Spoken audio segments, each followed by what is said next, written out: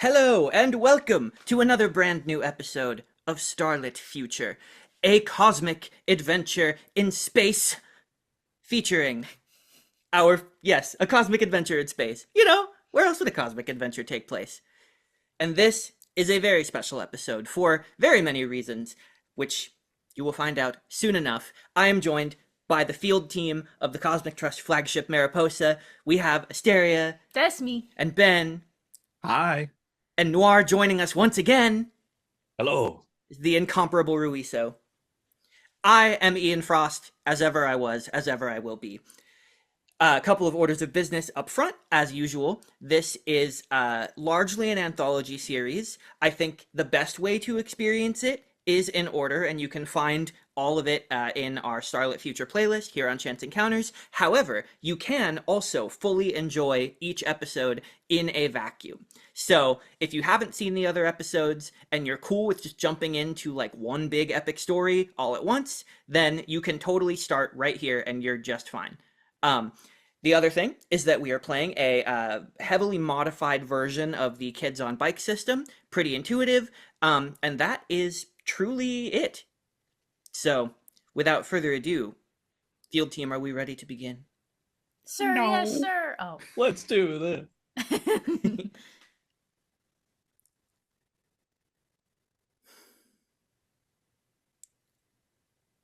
We begin, as we often do, in space, with stars stretched out into lines.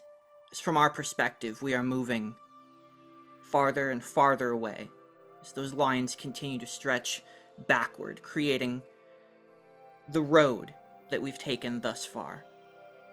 But the expansiveness is cut short. We're seeing it through a slit, through just this vertical lens. And as we zoom out, we see that we are looking through a door-shaped window. Metal walls surround it, and we see in its reflection, with stars like twinkling across the reflection of his body, the massive form of Captain Okita, captain of the Cosmic Trust flagship Mariposa. In his 8-foot-tall, furry, antlered form, you hear his hooves just sort of gently, nervously tip-tapping against the ground in his office.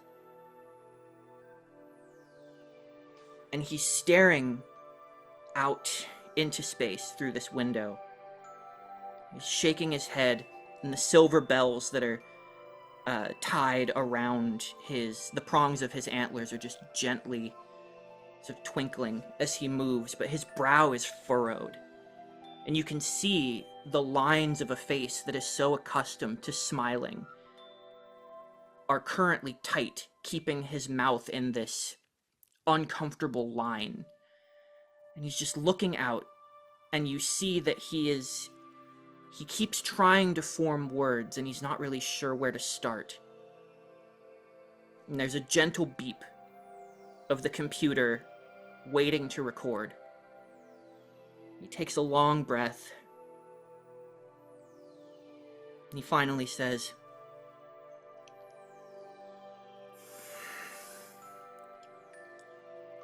"Captain's personal log. Confidential. The Mariposa has been temporarily recalled from its ongoing mission to explore the unveiled galaxy. I have received an urgent and classified message from Admiral Mendez, commander of the Cosmic Trust Rehabilitation Facility. And our orders are to respond to a very... frankly, I do not have the words to describe what kind of a piece of news this is. But it has planted a dark seed in my mind. One that should grow into a tree of hope and possibility, but instead I am filled with... Let me start again.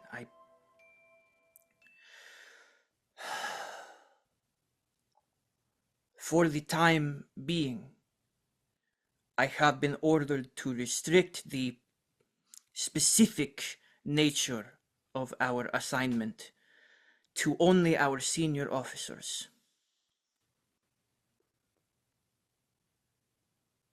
The rest of the crew, they only know that we are headed that way, to the rehabilitation facility to transport Dr. Fang, the foremost expert in the transcension process, as the Admiral requires their aid. But I must admit, I do not like keeping my crew in the dark. Especially when boom, the ship is suddenly rocked. The captain is thrown off of his feet and he lands on all fours like an actual lion. And as he lands, his head instinctively pops up and his fangs are completely bared, and he just turns his head toward the door into his ready room. He pounces up to his feet as the door whooshes open and charges out onto the bridge, where a red alert sound has immediately taken hold. These flashing lights all around, and we see Laddie is currently at the helm, just like frantically trying to sort of pilot away as we have been knocked out of warp and are now on impulse engines trying to sort of reposition. Constant thoughtful actions, you are currently in the captain's chair on your shift in command of the bridge, and Ruiso, you are here as well at the science station running scanners. We also have the chief of security, Koti Ra, is standing at the battle station as well, sort of running weapons, and you are currently running sensors with Humbly Seeking Knowledge, a hovering tank, currently not in his body form, but just a hovering orb filled with deep blue water, is sort of whizzing around you as he is also operating the scanners along with you, Ruiso.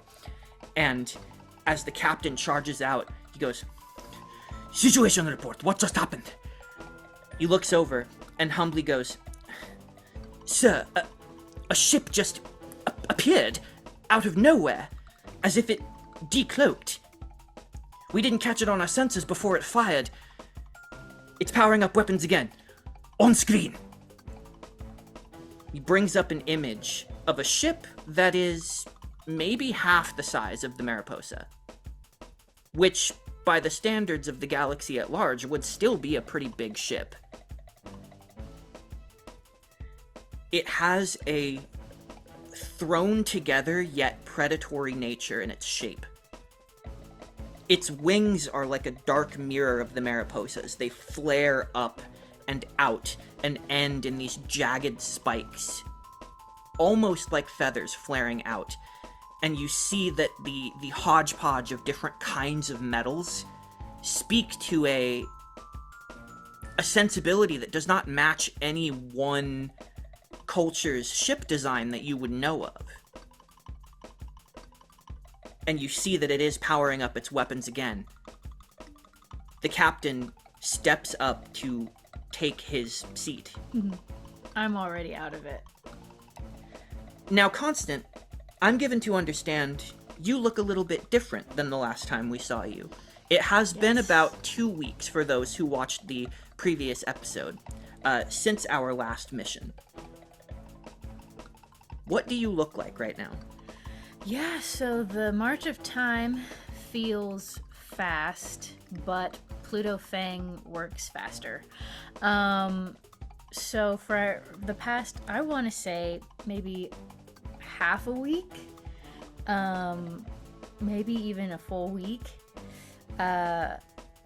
Constant has a new body that they have been sort of doing like a trial run. You know, they're in the sort of the trial phase of this, giving Dr. Fang, you know, like twice a day, like reports on performance and things that might need to be tweaked, and just also general, like, I felt this today, this is what happened when I felt it kind of thing. And so when Okita busts into the main bridge space, we see I would say sort of not too tall, not too short, 5'11", perfect height, sort of person with beautiful tanned skin, freckles, this sort of kind of like how my real life hair sort of wants to be, like a just sort of general round shape of curls that's pulled back by a purple headband with some curls escaping and forming sort of like a little side swoop bang of curls of twist, sort of bright yellow eyes that sort of tinge honey. They're not quite sort of like a white yellow, they're closer to an orange yellow, and matching golden sort of eyeshadow, dark purple lip. Right now they don't have any jewelry on because they are on duty. So they are wearing their standard uniform, one now fit to their newfound body. I would say an athletic build, unlike their past sort of experimental body, a very sort of medium cup size, I would say. They learned restraint in the design process,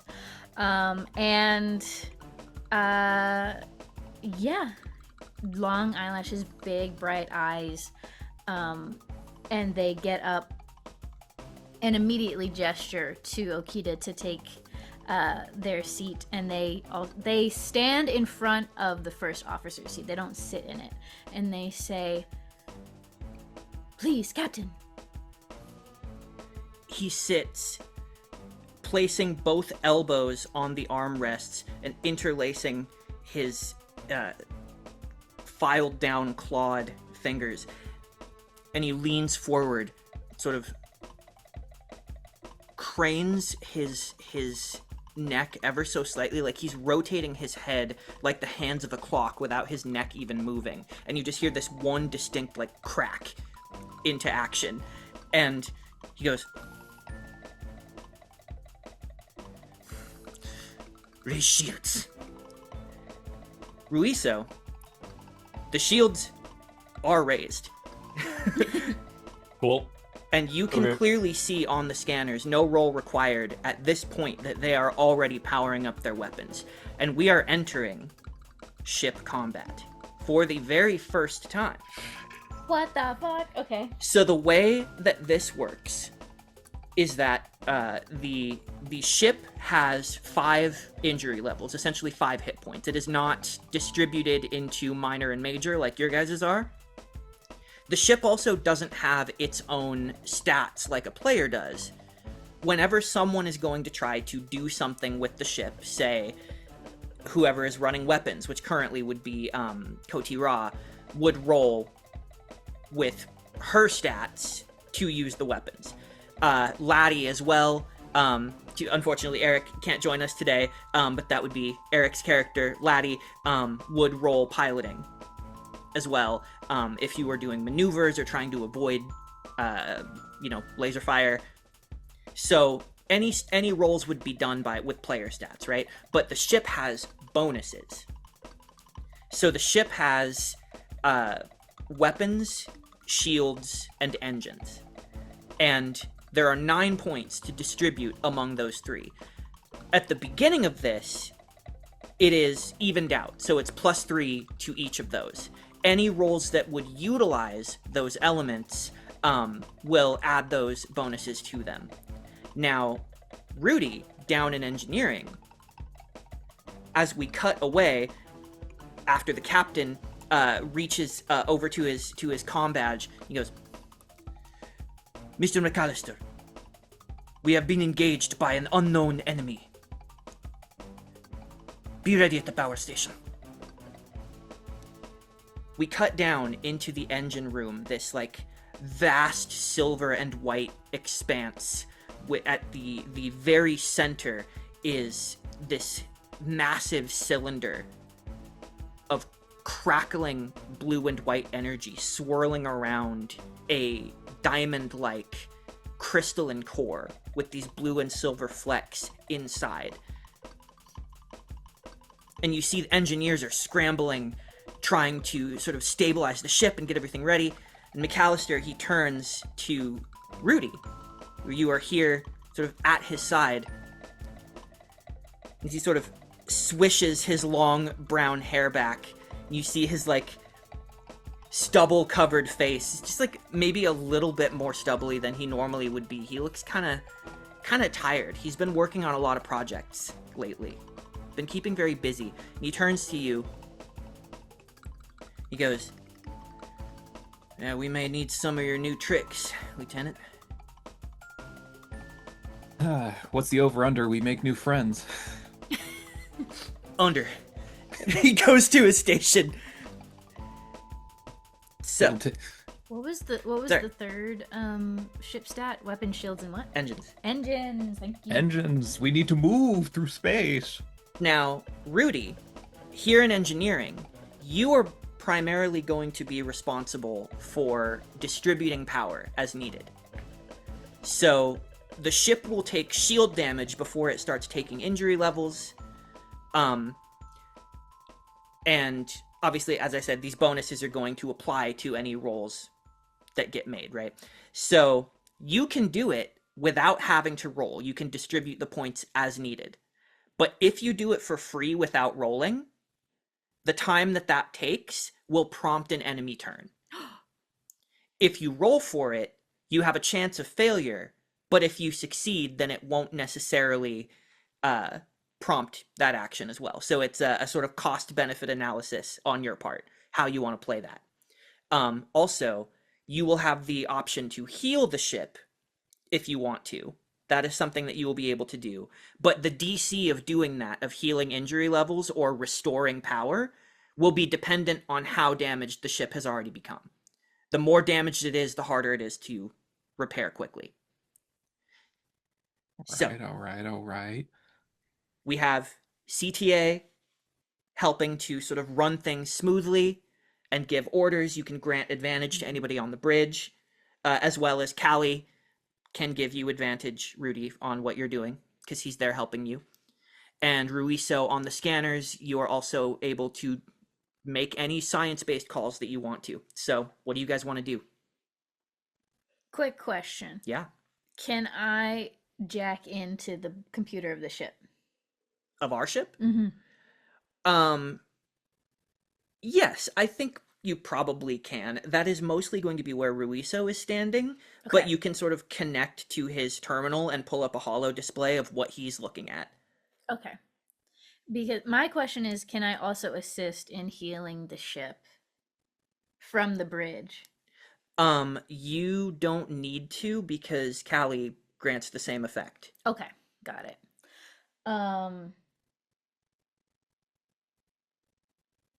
Okay, sounds good.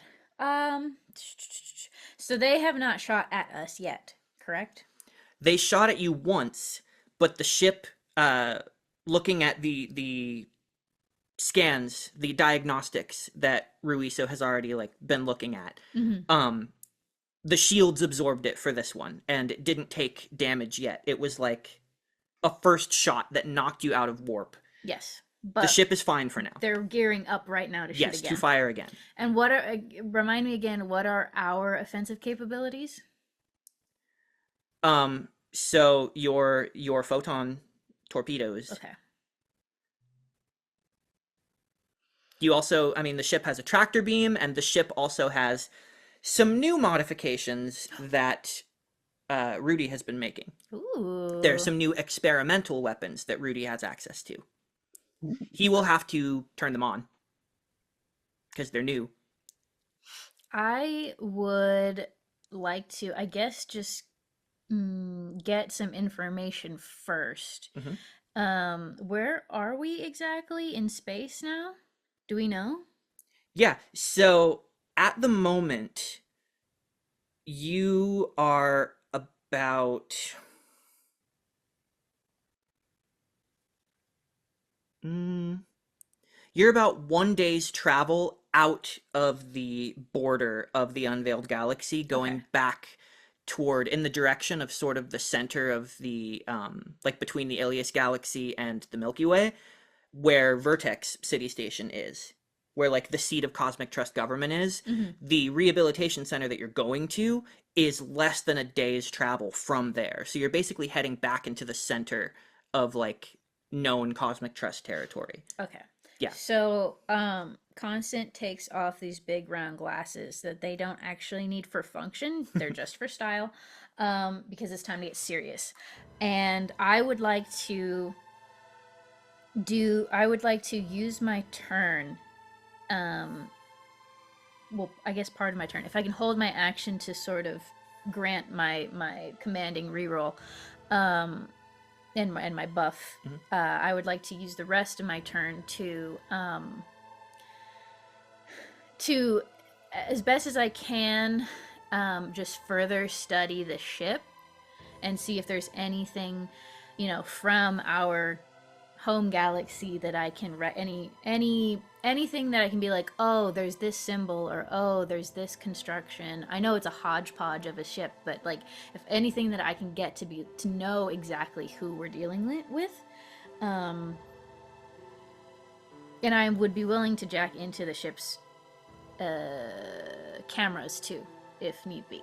Yeah, of course. So you go to initiate a more penetrative scan. Mm-hmm. So go ahead and make a Brains roll, yes, which is my best that's your stat. d20. So I will give you this. Uh-huh. 10 gets you some basic information. They're probably like the composition of the metals, if there are life signs inside. Mm-hmm. But every level of 5 above will get you more specific information. Okay. Because you and Ruiso are both running scanners right now, I will let you roll with advantage if you are helping in this, Ruiso. Oh yeah, absolutely. My thought was to try and look for like physical weaknesses that the weapons could target, and so I was planning on doing a scan anyway, but this definitely, like, identifying where the ship came from is something also on Ruiz's mind, so I'll definitely help. Yeah. Okay.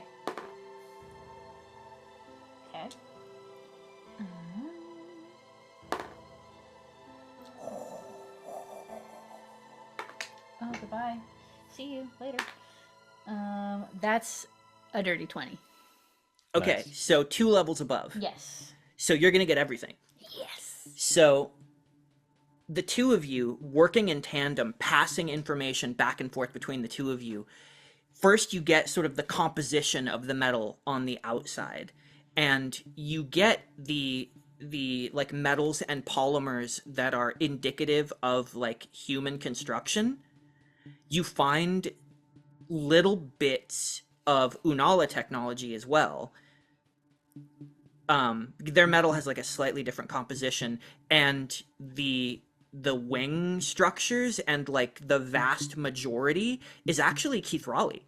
There's quite a lot of Keithrali metalwork like in the ship, and you can clearly see that it has all been sort of melded together and built on the exoskeleton of what you would recognize with that good of a roll. The basic frame of the ship, whatever the starting point was that whoever this is built upon, was like a Keithrali attack cruiser, like from the war, like from the Keithrali War.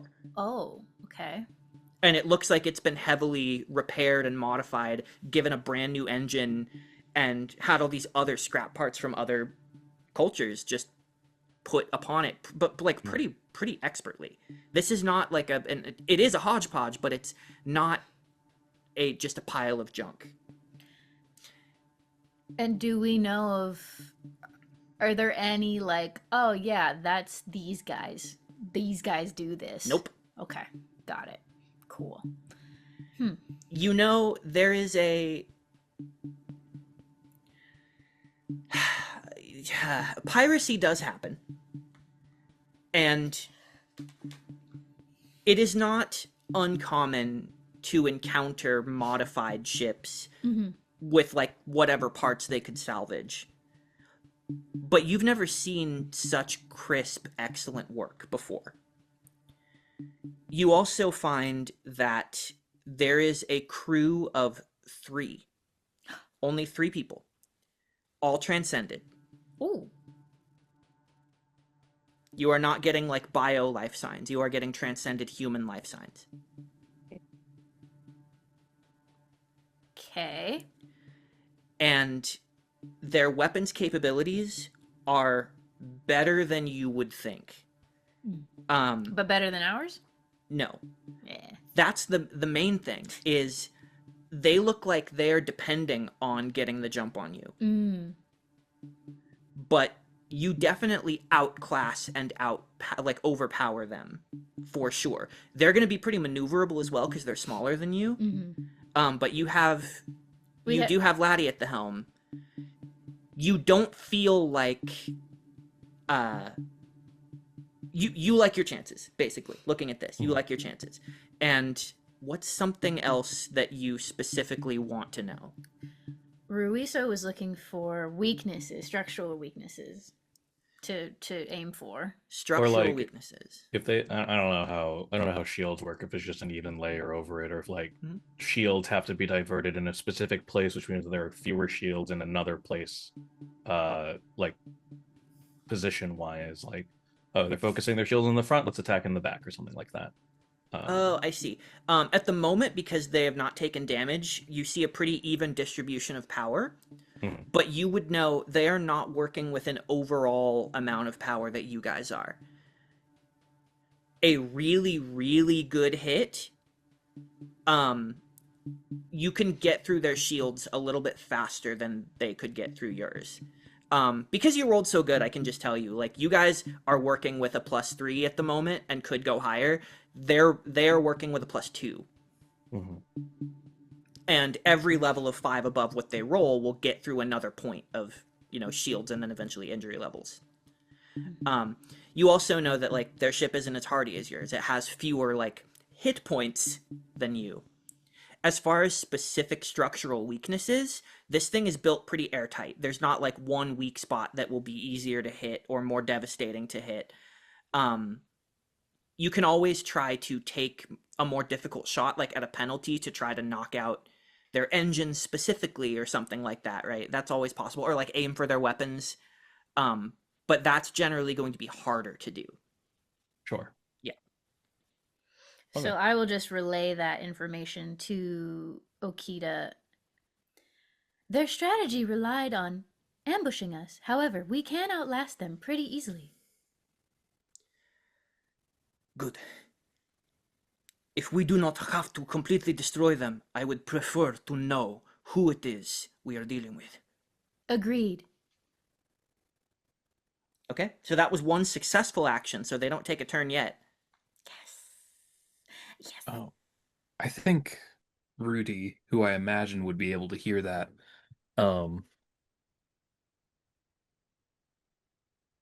he's gonna see if he can end this early. I think he's gonna try and shift 2 points from engines to weapons to just see if he can just give them the best chance of just knocking them out before they manage to throw a good punch. Okay, do you want to do it for free or do you want to roll for it?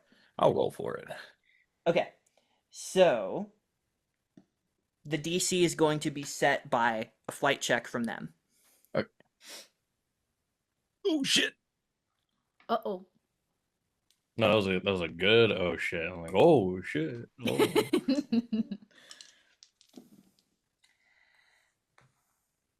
He just breathed in heavily. It's fine. He rolled like ass. It's how Okay, it works. so I need you to crack an 11. Fuck. Does an 8 do it? No. Can I use my mechanics repair roll for this? But you're with You're with Callie Callie. right now. Oh yeah, trust me. The first one was a 6. Oh, cool. Cool. All right. So, oh, he froze. Oh, no, he didn't. Okay. All right. So, you go to try and divert power from the engines, and you find it is taking you a little bit too long, even between you and Callie working together, because you find the ship needs its engines right now. You're trying to transfer power while the engines are currently working, because you feel this very fast ship up on the bridge. You guys can see this. It is maneuvering around, almost getting like up under you to fire up into the underbelly of the ship, and it is going to take a shot. So we are going to need... over-engineered. Just transfer power.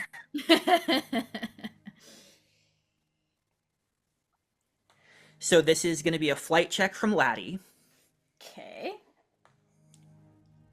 He is rolling. So he's rolling 2d20. That is his best stat. He gets a d6 for piloting. Nice. So 2d20 and a d6.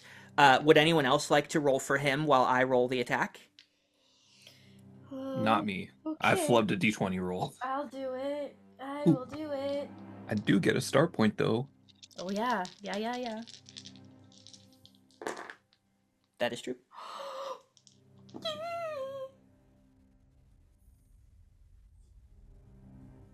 Guys, it's not looking good. Nope. That's going to be an 18. Do I add any of the ship stats? Yes. Okay. The engines, which are currently +2. Okay, that's a 12. I rolled a 4 and a 5. Okay. So a 12 versus That's 5 an 18. Below. Yeah. So Oopsie you are doopsie. going to lose 2 points from your shields. 2 points! This is character assassination. Laddie would never. I'm sorry. Does Rudy successfully transfer the power, or does this happen before the power is That's transferred? the chance. Like if you roll for it instead, you introduce the chance of failure. Sure. Yeah, Okay. that's the chance Gotcha. of this encounter. RPG. Yeah. So we're at 2 shields. We're at One shield? We're at one one shield. shield. 1 shield, shield. 3 weapons, 2 engine, 3 engines. 3 engine. Okay. That is their turn. It's back to you guys.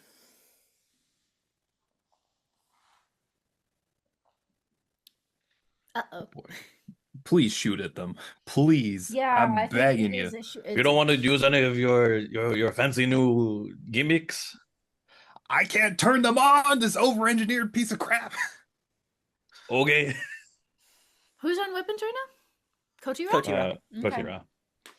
Yeah, let's have her do a little shooty shoot. Okay. No, I don't want to roll it this time. Someone else I has can to roll. Right. I can You're up, roll it. Noir. I haven't rolled it yet. What am I So- rolling? D20 at advantage plus a D8 for her tactical skill. Okie dokie.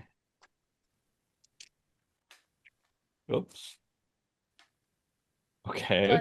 Plus 3 for weapons also. Okay. That's a natural 20. Yeah. Ooh, explodes. That plus- explodes? Oh my god, that does explode. Plus 5. I rolled a 2 on the D8 plus 3, you said? With okay. Okay, so what is that? 25 now? Mm-hmm. Yes.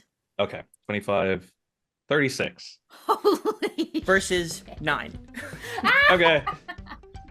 So 9, 14, 19, 24, 29, 34, 39, 7 over or something. Okay. It's 6 over. I 6 believe. over. 6. We kill them. They just explode of their own volition. We find the vent that a rebellious engineer had installed. Yep. And then we hear in our voices use the force. Listen, guys, we need this. We need to vent heat somehow. What was that? It was my nerd scientist voice. Okay. So, do you order fire? Yeah. So, No, she just does it. Kotira, I mean, honestly, I would just trust her to do it, but the sort of dark domino mask pattern on her Rolkai features against her like pale gray skin, bald head. There is like no sweat because Rolkai don't really sweat. You see like perfect serene calm on her face. Like everybody here on the bridge is Terrifying. here for a reason, so everybody else is like keeping it together, but you can feel this sort of nervous energy, right? Of like, this is really the first true ship battle the Mariposa has had to get into. And this enemy immediately rocked you more than it looked like they were capable of. Kotira, you see that she pulls up the scans with one hand, and you see that like a surge of electricity, similarly to how Laddie does this, crackles at her fingertips, and like not enough to be super visible other than like a shimmer in the air, just like a crackle, pours into the console and pulls up the scans that CTA and Ruiso had taken faster. And you see one of her huge like blue swiveling eyes just sort of like turns while the other one stays fixed on the console, looks at the scan and like takes in the information, and the other one fires, and you see just two bright white, almost like cutting lasers for a moment. They just crisscross in an X straight up through this other ship, pierce up through both of its wings, and like knock it almost out of its trajectory as it starts to spin and reorient itself. It is heavily damaged on its last legs, but not gone. I would like to hail this vessel. Mhm. Hailing unknown offensive vessel. Hello? Hello? Please be advised. You will be destroyed if you do not stop. The ship is like actively on its way to exploding. I will give you this for free because your scans are still up. It is very clearly like its core has been breached, and probably in about 5 minutes it will explode. Mm. But you are getting no response from anyone. Does it look like because we fucked them up so badly, or because they're not choosing to respond? They could respond if they wanted to. Okay. Is there, there's nothing we can do to not make them explode at this point? That's a good question. I'm gonna say, actually, you know what? Because here's the thing: the roll that you did, that 6 injury levels, it went over like their shields and then wiped out their hit points all in one, right? But we're not doing the no pulled punch mechanic. We're doing agency goes to people who roll very well, and that was a natural 20. You said. Yes. And so the reward for that really should be, if you didn't want Koti Ra to completely destroy the ship, but rather just fully disable it, we can say that actually the core is okay. The ship is certainly very damaged. It will need to be like stabilized and, you know, maybe put in a tractor beam or something so that it doesn't drift off because they have no engine control anymore. But let's say because you rolled so good, if you don't want it to be exploding, it won't. Sure. Yeah. I mean, it's really Kotira's option, but yeah, I'm okay with that. Mhm. And then if Ruiso would activate the tractor beam to kind of keep them stabilized. Yeah.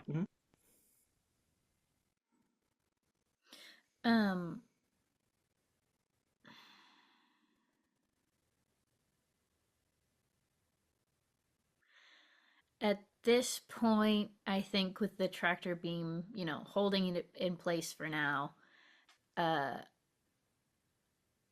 would look over to Okita and say, permission to take a team down to Cargo Bay to welcome our new guests.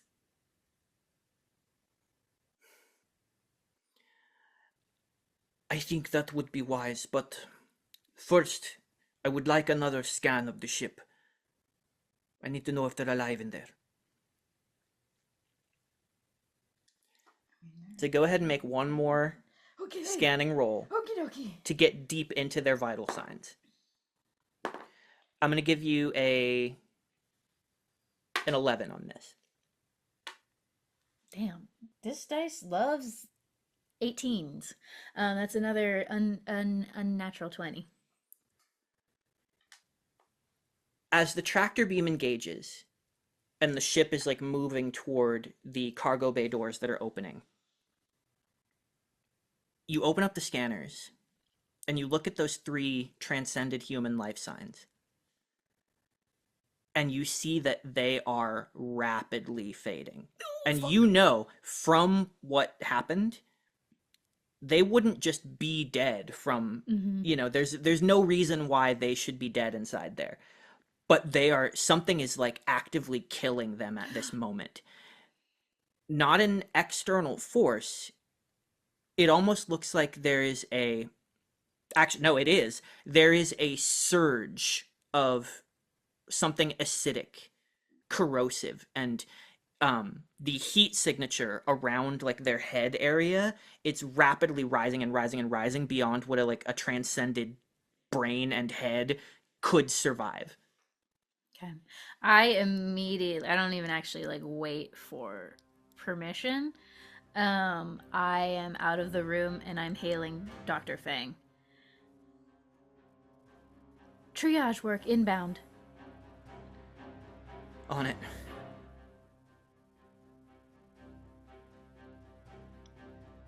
Okay. So you step out.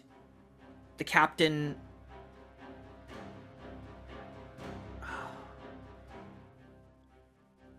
No, the captain's gonna stay. The captain's gonna stay on the bridge and let you handle this.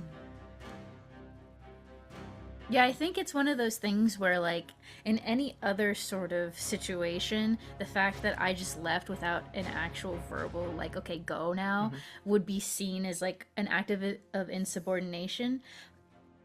But I think it speaks to the bond between him and I, the concept of, like, I know what you're gonna say, and if I was unsure that I would be making a wrong decision, I would stay until you told me. But like, these people are dying. I know what you're gonna say in that situation.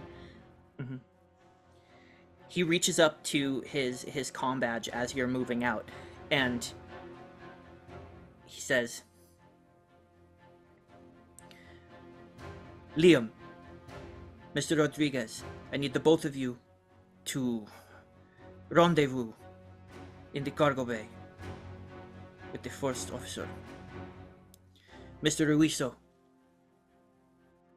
you go as well. I want a thorough look at their computers." Hi, Captain. Aye, sir. Lieutenant Veal, you take over at the console, see if you can get those experimental weapons online. Ensign Tchikachek, Ensign finding new problems. I want you two on repairs, see if we can get our power back to shields. Yes, sir. And all of that happens. They all move, and you find this authority. Have you exercised that before? How often are you finding yourself giving orders and having them taken so immediately? I feel like that's a good question. I think whenever it's like a training scenario, like just seeing how the crew will respond, he's used to it, but this being like the first time that we've actually like fired our weapons in anger and like had a threat on board, it's a new sensation and a good sensation to know that like the engineering team is actually just good and prepared for this sort of situation. Callie claps you on the shoulder as you're heading out. He goes, "Nice work. We'll get to work getting the shields back up." Yeah. We the wiring on this ship always seems so wild to me. Yeah, well, I'm sure you'll get used to it. Don't listen to him, baby. You did good. As he pats the ship, all of you converge in, let's say, Wherever they would pull the tractor, the tractor being two to be able to get to them. I'm gonna say it'll be Cargo Bay 1. Truly the actual bottom of the ship, because this thing did scoop up under you. And actually, honestly, as it was spiraling for a moment, it kind of looked like it was gonna maybe collide. And so the tractor beam catches it, pulls it in. You step in and you see this thing has been cut apart, but the hull and the main like central sort of area of the ship is largely intact. You're gonna have to find a way to get its bay door open. I think before we walk up, I'll pass like a emergency like face mask with an oxygen supply to McAllister, myself, and one to Ruiso, just in case, so we don't get any acid in our lungs. Mm-hmm. Um, Good call. And also, Liam is here as well, and you Oh, see right, him Liam. in his like long brown coat with the sleeves rolled up over his uniform and his like bright cherry red hair sticking straight up, huge half Volkai, black and blue eyes, just sort of looking alert as he takes a flanking position with all of you. He has his hand on his this silver staff. He reaches out into his belt in the area behind where it would be hidden by his coat, and he pulls it out. And you see that he has his thumb on the trigger to extend it and telescope it into a full staff. Right now, it's more of a baton, and he's just holding it in front of him, like, on you, Commander. Do we have like a door jack or anything like that we can just physically pry it open? You have options. You can try to do something like that. You can Mhm. try to maybe cut it open with, torches. What's the fastest option? Trying to hack it open, like hack into their computers somehow remotely and get the door to open. Let's do Any of that. those things have an I equal could chance probably of working. put a charge on one of the airlocks, just blow it open. I don't I, think explosives in the ship is a good idea. do you have hacking capabilities, or because Riso has skills in computers, and I feel like Same. that could translate. Okay, Mhm. so either one of us. What's your computers? It's only a D4. Okay.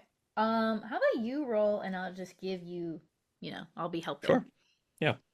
Because we have the same stats. Gotcha. And I'm assuming this is brains. Yes. So brains with computers, an unfamiliar console, but not particularly alien. Again, it's on the hull. So here's what happens.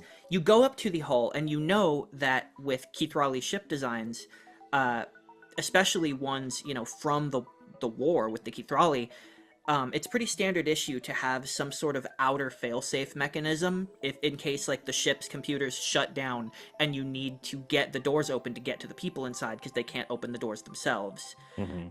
So you look around and you find that terminal hidden sort of under the plating that you can pull back.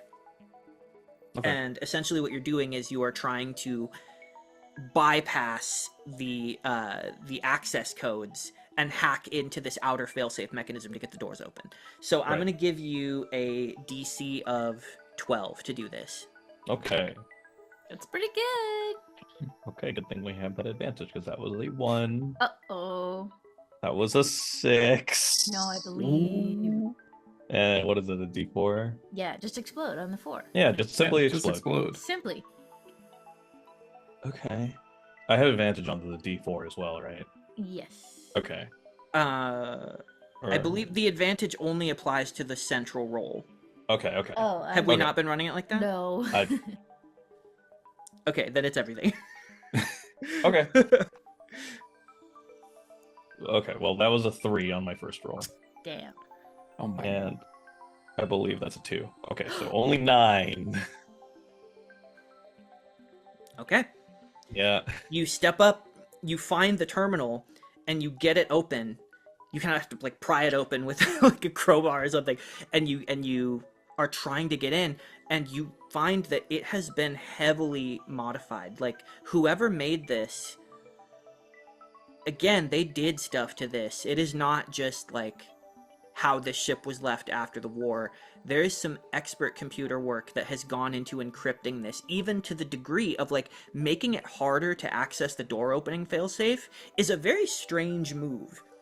To make it harder to get in and rescue the crew is a very odd move for anyone to do. What is the next fastest option? McAllister and I cut the door open. Probably. Yeah. Mind giving me a hand there, Commander? Oh, you brought McAllister here? He was gonna Oh. stay in. Right, Liam and McAllister are two different people. Never It's mind. Helix and Teatro all over again. You know, I forgot that Liam existed. Your reserve security field team member? How could you forget? I'm so used to just blowing people up that I forgot that we have like an actual security guard. But yeah, I'll just do it by myself then. You do get rerolls because I'm here. Yes. And I also will it's an help engineering thing. So just trying to cut the door open. You have the tools to do it. So I'll give you an 11. Give me an 11, I'll give you a 23. Nice.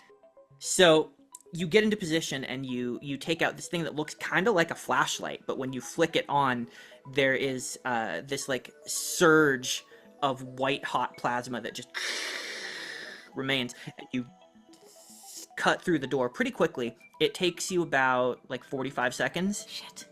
to just sort of carve through it. Actually, well, you rolled a fucking billion. You do it in like 10 seconds. And then the door, you all step back as it slams down. Open sesame. Liam go first. Liam goes first. Upon Liam okay, Fang go second.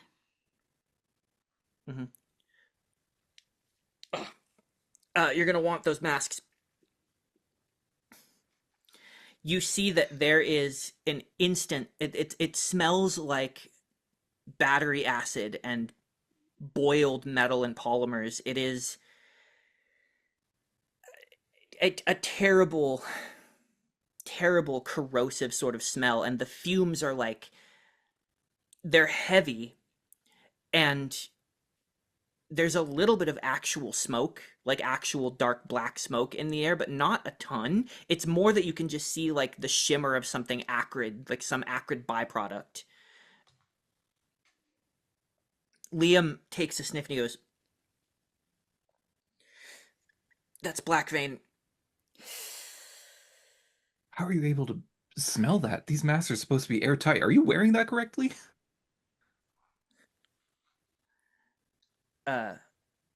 You might have forgotten, sir. I am Volkai. It's a smell I am very familiar with. The other smell, the bigger, worse smell, that's different. Don't know what that is. Are they already dead? You step up into this ship that has a very utilitarian design. You go into their little cargo bay first, because that's what door opens, and you find that it has not been modified too terribly much from its original Keith Raleigh design, but all the terminals here are displaying just lines of code. All of, like, every terminal that you pass looks like it's flashing error codes at you.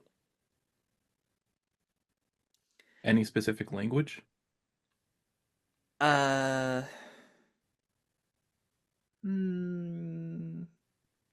would be numbers mostly. Yeah. So, Earth, numerals. Yeah. And you see that the construction in here, like, it looks like more stuff has been taken out than brought in. It's very bare bones and utilitarian. And you step up into the bridge where you find two of the crew members. You see transcended bodies that are a bit different from the people you've encountered. The first thing you notice is they're not wearing any sort of clothing. The next thing you notice is they don't really have skin, per se. They just have a hard exoskeleton, mostly in metals, just raw metal materials, like an unfinished transcended body. Just plated musculature. Laid completely bare. No symbols of any kind indicating any organizations. And then you look up to their, your eyes trace up to their necks, and you see their heads have been completely melted from the inside out. There is not even like the wire frame of the skeleton inside the metal sort of skeleton. It has all been just burned and boiled away, and there is bubbling, crackling black vein that is like threatening to start a fire because it's an electrical superconductor, and there are sparking like melted wires that are now fused and touching this volatile substance. It's they're laying in a puddle of their own head. You said we only saw two of them? Weren't there a third? You would assume that the third would probably be in engineering. Okay. And if anyone goes there, you will find the same thing there. Mm-hmm. What is their engineering bay like? Is it like Kithrali design? Is it more Cosmic Trust renovation? Make a brains roll, difficulty 15. All right.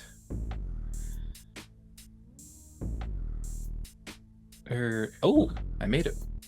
15. 15 on the dot.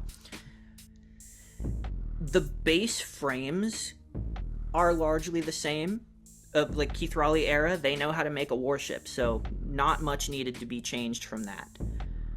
But you find that the actual mechanisms and the circuitry of like the software of what makes the computers go has been heavily updated and modified.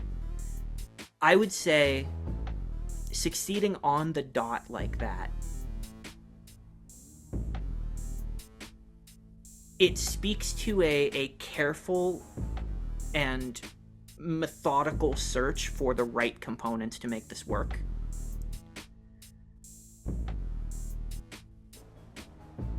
It has been retrofitted for speed. That was a big sort of priority for them, was the ability to move quickly and to share information between the different systems of the ship very quickly.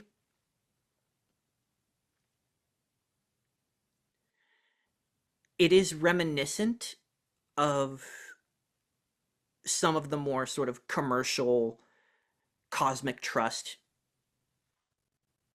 like commercial ship designs that have become more prominent in the last decade. Not quite military grade, just someone smart enough to make something as good as military grade. Yeah. Does that make sense? Yeah, I can dig it. But you still are not feeling anything that indicates a cultural sensibility. You know for a fact this can't just be straight up Kithrali. Or like Kithrali government or anything. Like the ship, they're very proud of their work. They wouldn't want to modify their shit this heavily, especially with Earth technology. If anything, you are getting more human off of this than anything else.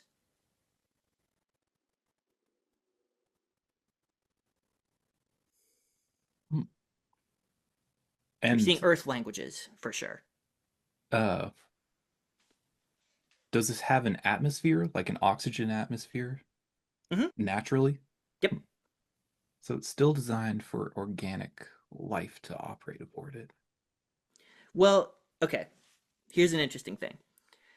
I understand what you mean by that. Does it have an oxygen-rich atmosphere? Yeah. So you would find that it has the capability for that. The default is only like what a transcended person would deem necessary. So yeah, actually I would say it doesn't immediately have oxygen in here.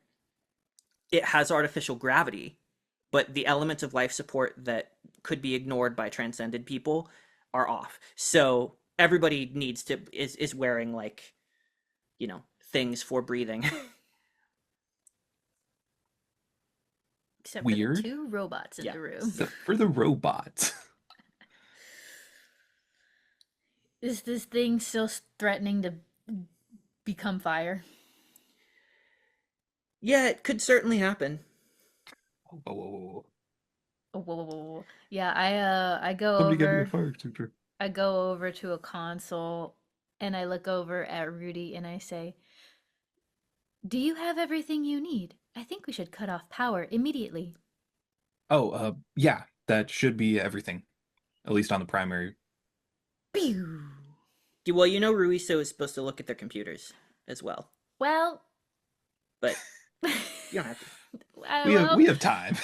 He can only do that if there are computers to be scanned. It is about this time that Dr. Feng arrives with their blue geometric lined face and like binary circuitry looking eyes and slick white hair.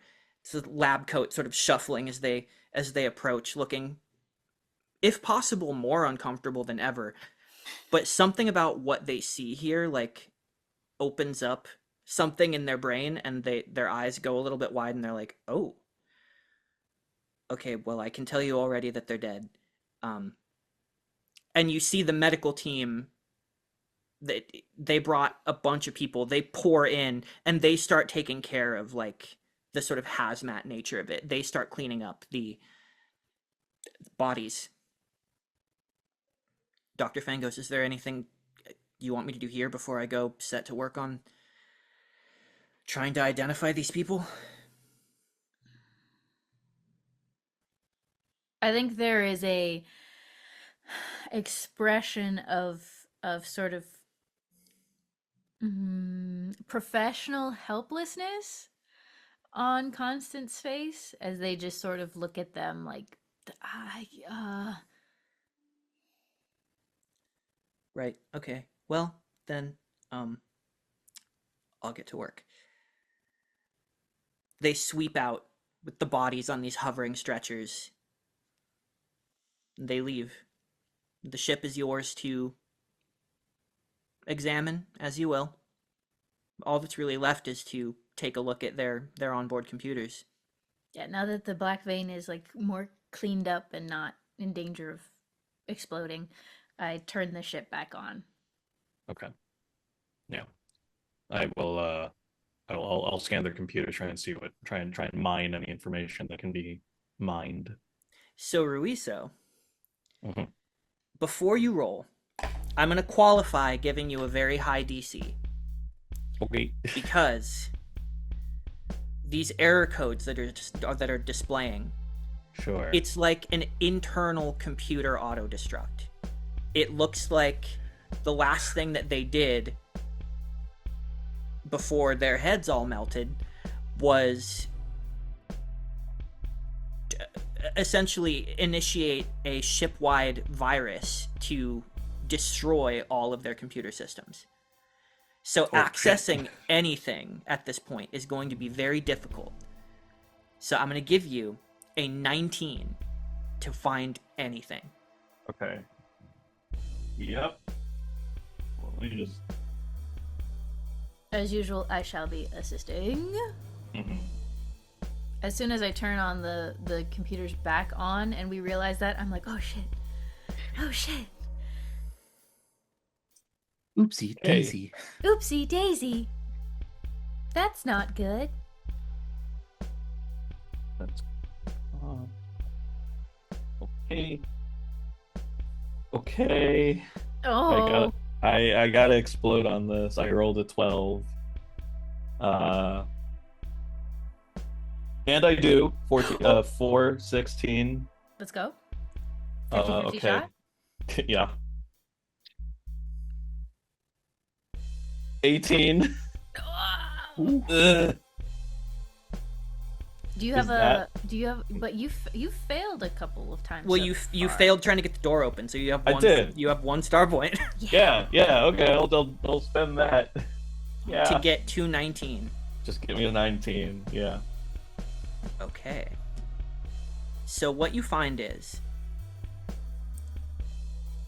even beyond the actual virus, you deftly, get through that and sort of halt the progression of it and move like deep into the sort of cached files that are freshly deleted.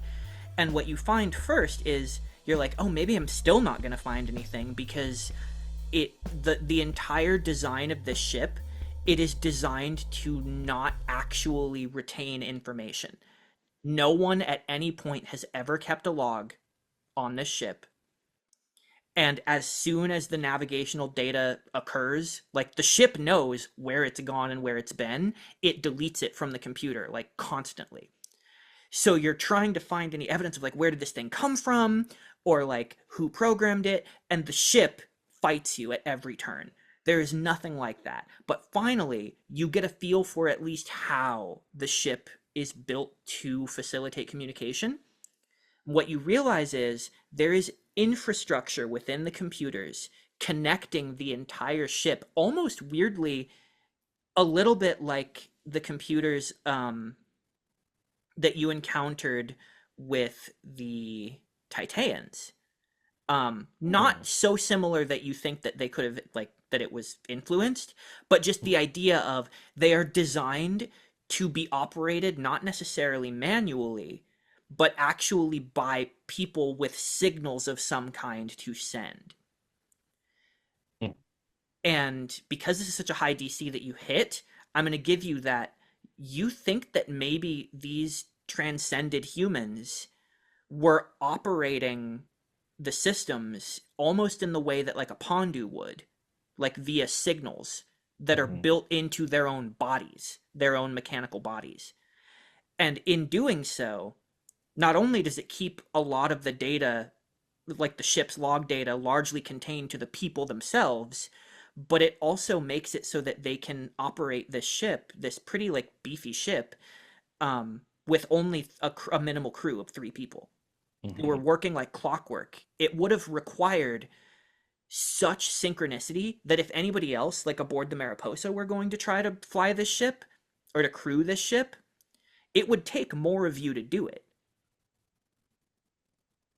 Does that make sense? Mm-hmm. Yeah, absolutely.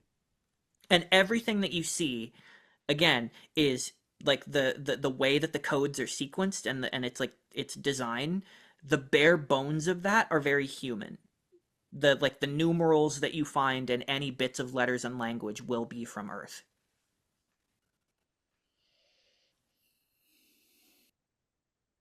Okay. I relay all of that to the rest of the crew, and I just kind of cap it off with it seems that whoever designed this ship, it was done to ensure a minimal crew in such a way that only really transcended humans could have done it.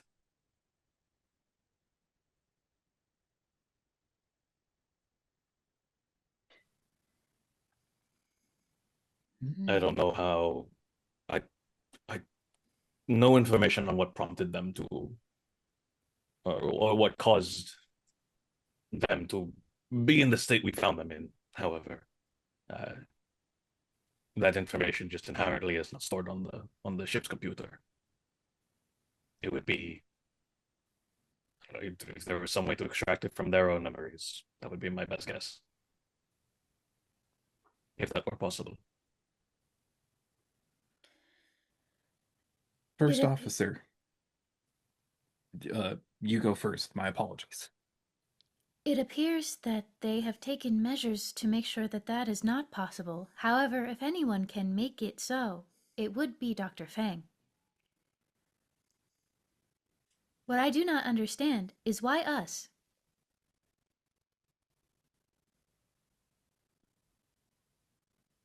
There used to be an extremist organization a long, long time ago called the Mortal Coil that was human, but You mean the Mortal Coalition? Mortal Coalition.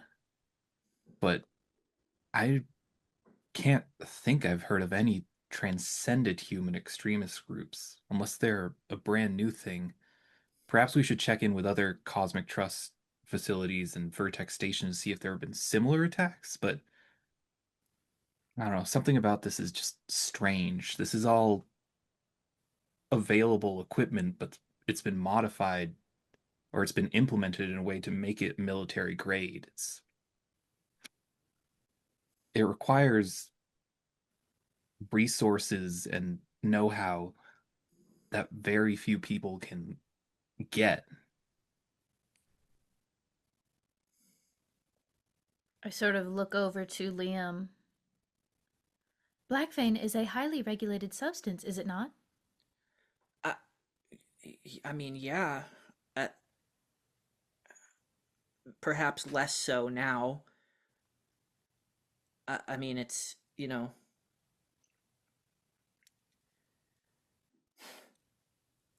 I'm not trying to be political here. I just, it gets framed as a basic human right pretty often. I mean, it runs your body. It runs transcended bodies. It's something that they found from something else, from someone else, from another planet, and yet now, well, that's a hot button issue, I suppose. So, after the war,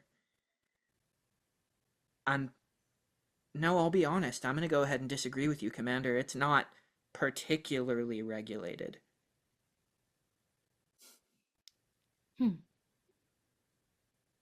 I mean, no more than anything else that powers our daily conveniences.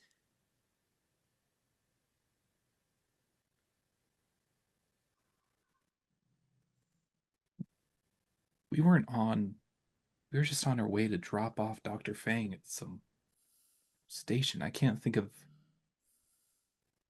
anything in our mission or anything that I've been told about our mission that would cause us to need to be a target for whatever this group's aim is.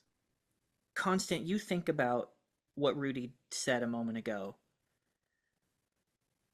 that he hasn't heard of any extremist organizations of transcended humans. In your position, you absolutely have. You know of one for sure. But to your knowledge, they haven't been heavily active for a while. You hear of like isolated incidents here and there, but for the past 5 years, not a lot, but maybe.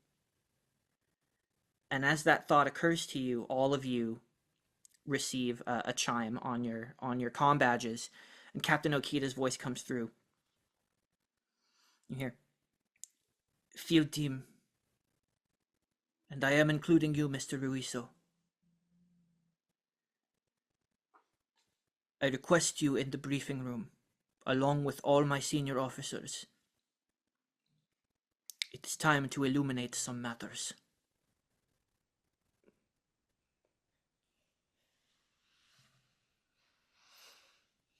Uh-oh, he's mad. That's not ominous at all.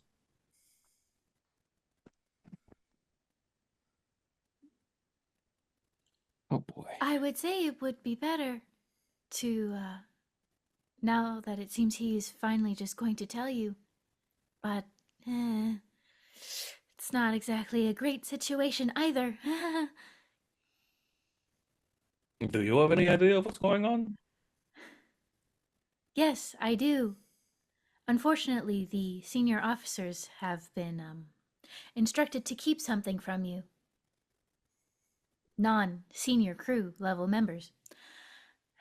Looks like Okita has reached his breaking point, though. Okay, well, best not keep him waiting then. Aye, you lead. We'll follow. You head to the briefing room. Liam as well is invited. I should have said that. And you step in with the captain sitting at the head of this oval-shaped table. All of the senior officers assembled. Even Dr. Feng, who must have been spending the last, I'm going to say you guys have been checking out the ship for about 15 minutes by this point, and then the few minutes it takes to get up there. So Dr. Feng is here as well. The captain says,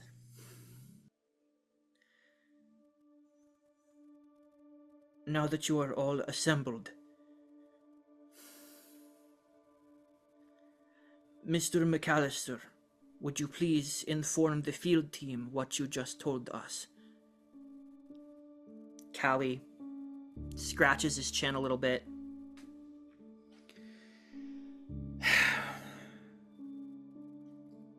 I know who these guys are. Once the doc confirmed, they have no identification signature, usually in the wrist, something to make sure that transcended individuals can identify themselves in situations where identification would be required, just like anybody else can. Theirs is modular. Composition of their bodies, it all adds up. These are post-mortal.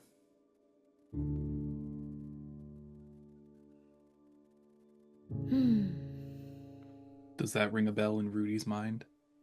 Yeah, now that you hear it out loud, you would have been, well, how old would you have been 5 years ago? 5 years, 18. Okay, so maybe that's why it didn't immediately come to your mind. But yeah, you remember hearing about they were kind of a cosmic nightmare for organic humans, because there's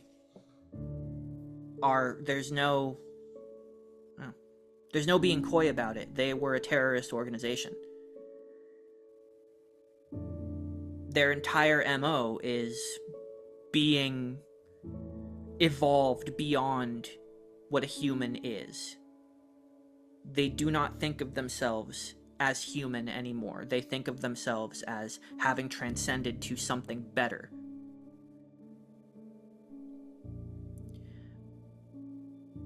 But they haven't been particularly active for your adult life.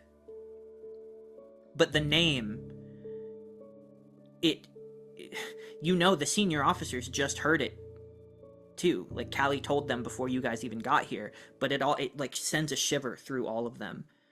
But Callie in particular, when he says it, he spits it.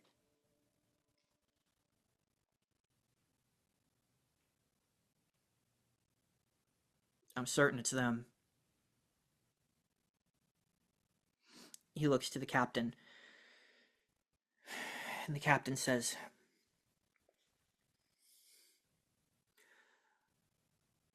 "Our mission, the reason why we are suddenly diverting course to the rehabilitation center,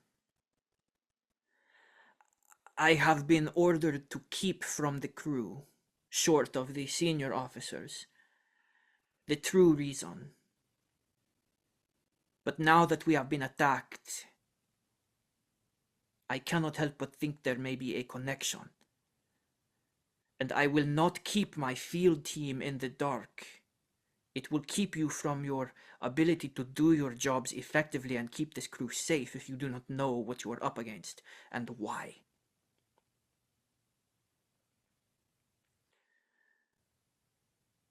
I received a message from Admiral Mendez.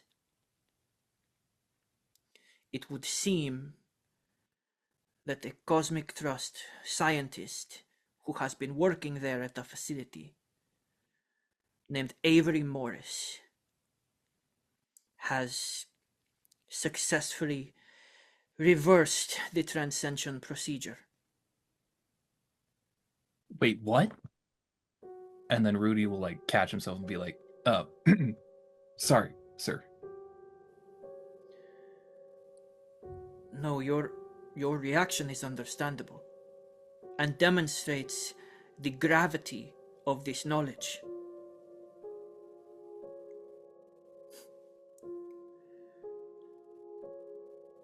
With the election so close at hand,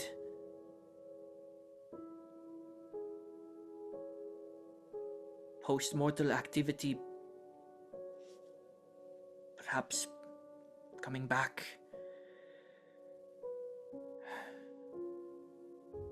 And he looks to Callie when he says that. Very specifically. He hesitated before he said coming back. Callie sort of just like sucks on the inside of his mouth a little bit, holding back whatever it is he might have said.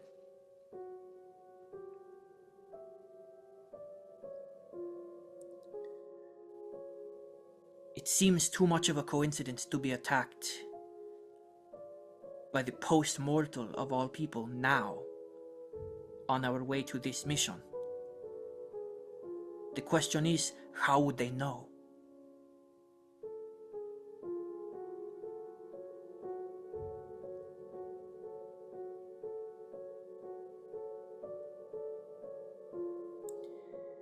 He turns to just look to anyone at this point.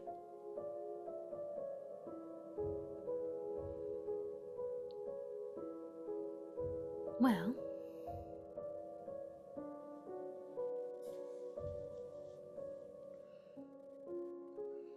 it is possible that they do not know.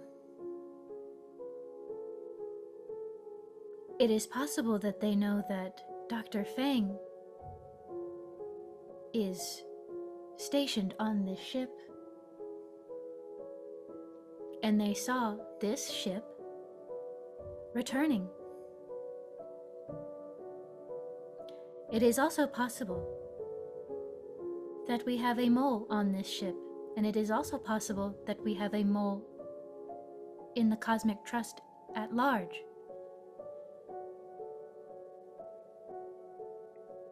Koti Ra nods when you say that. She says, "It is a dark possibility, to be sure. One that does not feel pleasant to air in the open. But you are correct, Commander. The way I see it, there are only two options. The information came from this ship or the rehabilitation center.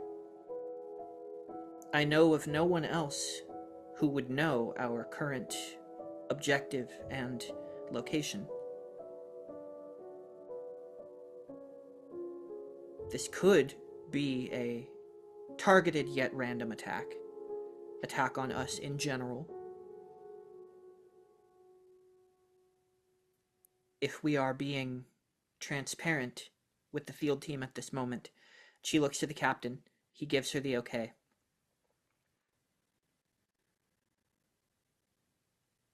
There have been other post-mortal activities. It has not seemed particularly organized, but there were attacks, there were attempts to subvert this mission before it began. They were not successful. I am aware of a murder that seemed in line with a post-mortal activity, but it was never... a specific culprit was never found. So there is precedent for recent post-mortal activity, but this is surely a much more aggressive move than they have made. Or, well, aggression is perhaps relative when speaking of violence and murder, but it's certainly a bolder move than they have made in a long time. And the captain says, "But our mission is to bring Dr. Feng, as they are the foremost expert on transcension.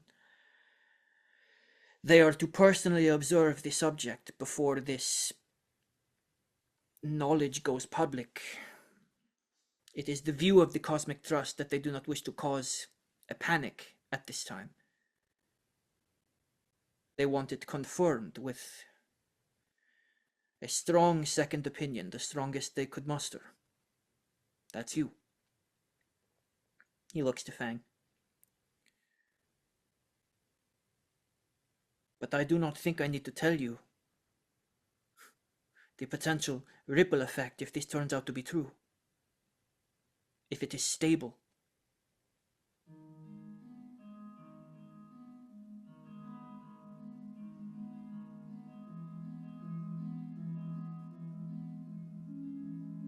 How long do we have till we get there?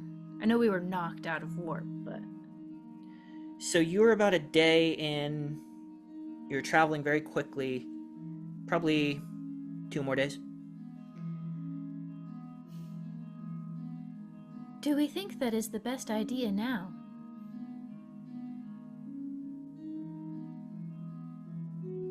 Should we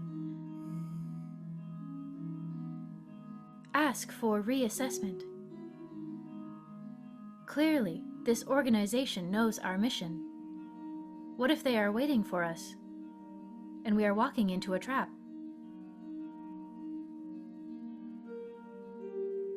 Well, cloaking technology is not unheard of. At the end of the war, the Kithrali were close to cracking it. There are other dark implications.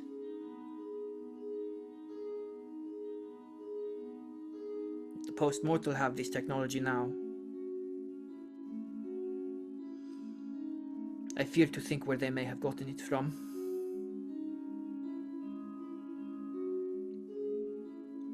We do not have perfect countermeasures for detecting these cloaked ships. Perhaps this is something that can be worked on.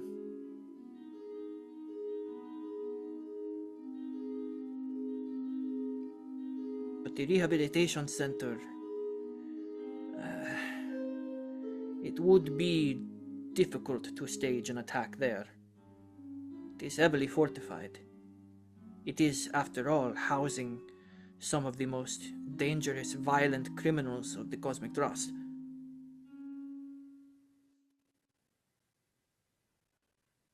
The perfect foot troops for such an attack.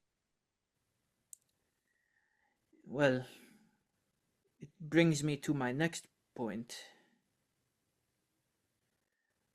I was not given the information of who the subject of this reverse transcension was.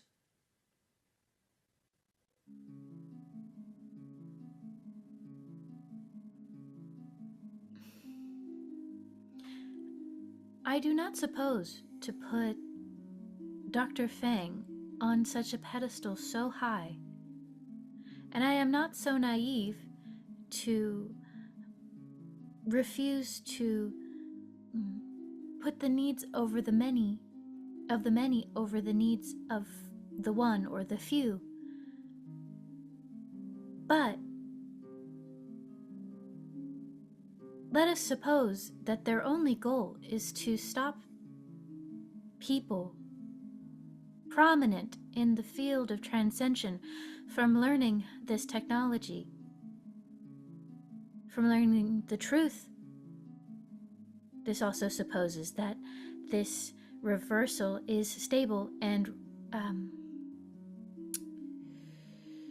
can be done again successfully. We have 3 bodies, seemingly self-inflicted, correct? Wounds to erase their identities. These are the actions of an organization, or at least individuals, who feel like they have nothing to lose. I do not think a trap or an attack at this facility is out of the question, if their sole goal is to get rid of these 2 doctors.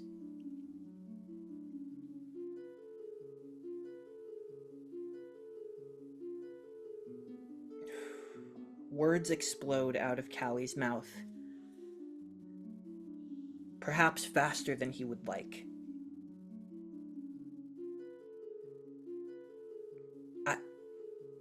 With respect, Commander, I know these people. Willingness to die for their cause is not the same thing as having nothing to lose.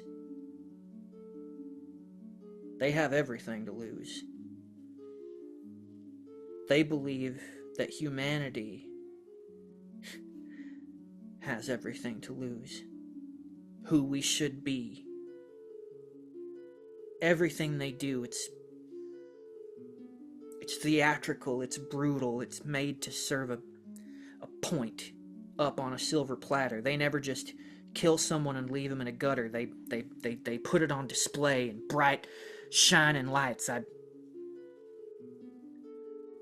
You see Dr. Fang reaches up and just sort of hover hands on Callie's shoulder for a moment and then gently places it there. Callie is like shocked for a moment and then, forgive me.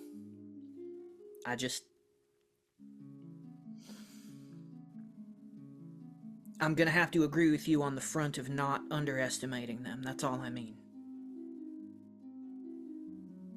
I would just ask that you do not forget that these are a people with a deep goal and as deep a hubris to surround it.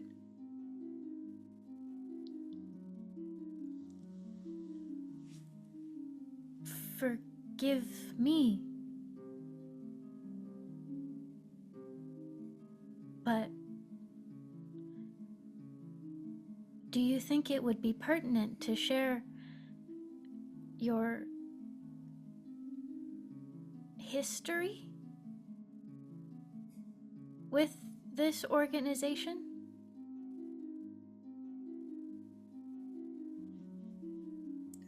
I can. It's nothing that ain't in my personal files.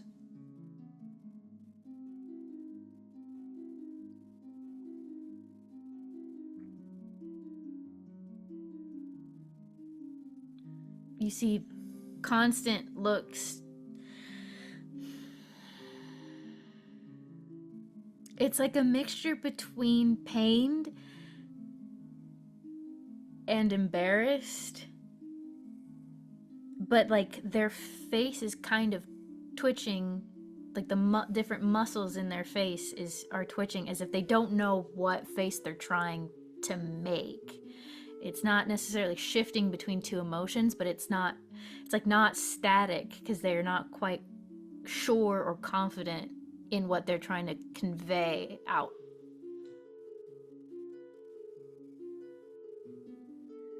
It ain't a long story. That was what I did. I mean, it was my last job before I joined this mission. I was on a Cosmic Trust task force investigating and trying to stop the post-mortal.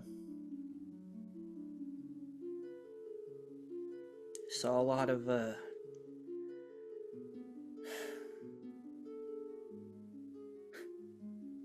too much death.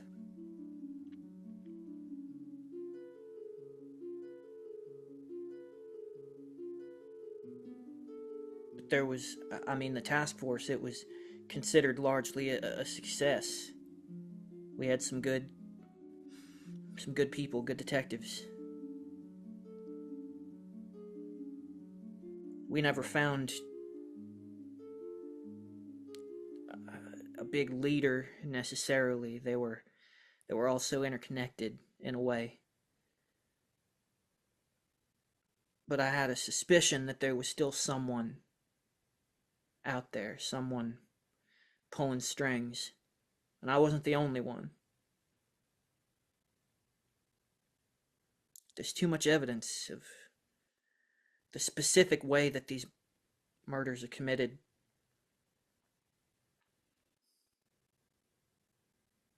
We think there was somebody pulling strings that we never caught, that's still out there just waiting. This has done nothing to dissuade me from that fact. Sorry, theory.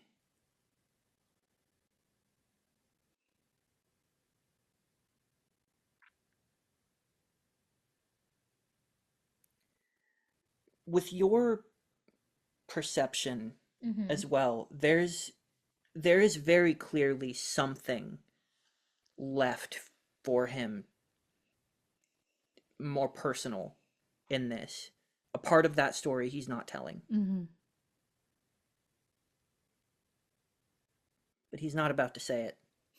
Yeah, not in front of this room of people, his colleagues.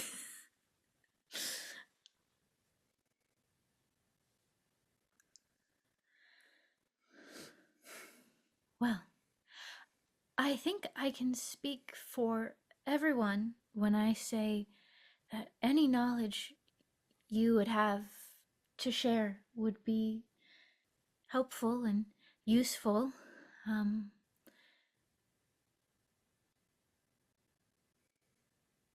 I will simply await your orders, Captain.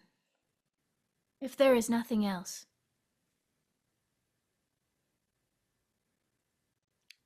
Understood, Commander. You'll have what you need. He turns his head to the captain. He says, all I require from this point is the field team's presence. I will not take no for an answer. Whether Admiral Mendez likes it or not, you will all be coming with me when we escort Dr. Fang to this subject when we arrive. I am taking no chances. Is that understood? I got that. Aye, sir. Good. Then, you are dismissed. Constant just sort of gives each of their lads a little squeeze on the arm as they leave. Okay.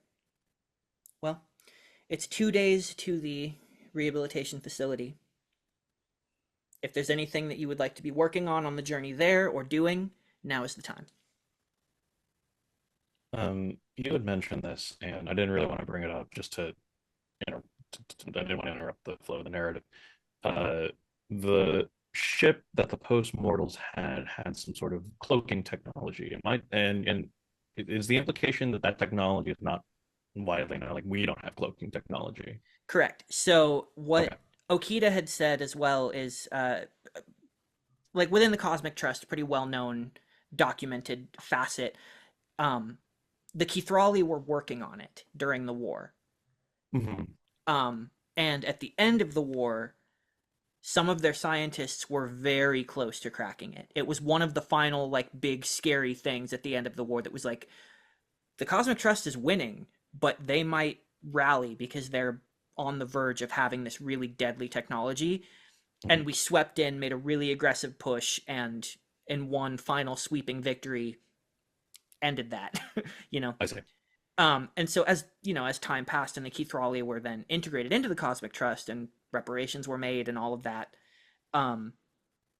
talk of the idea of a cloaking device just sort of died down and fizzled away.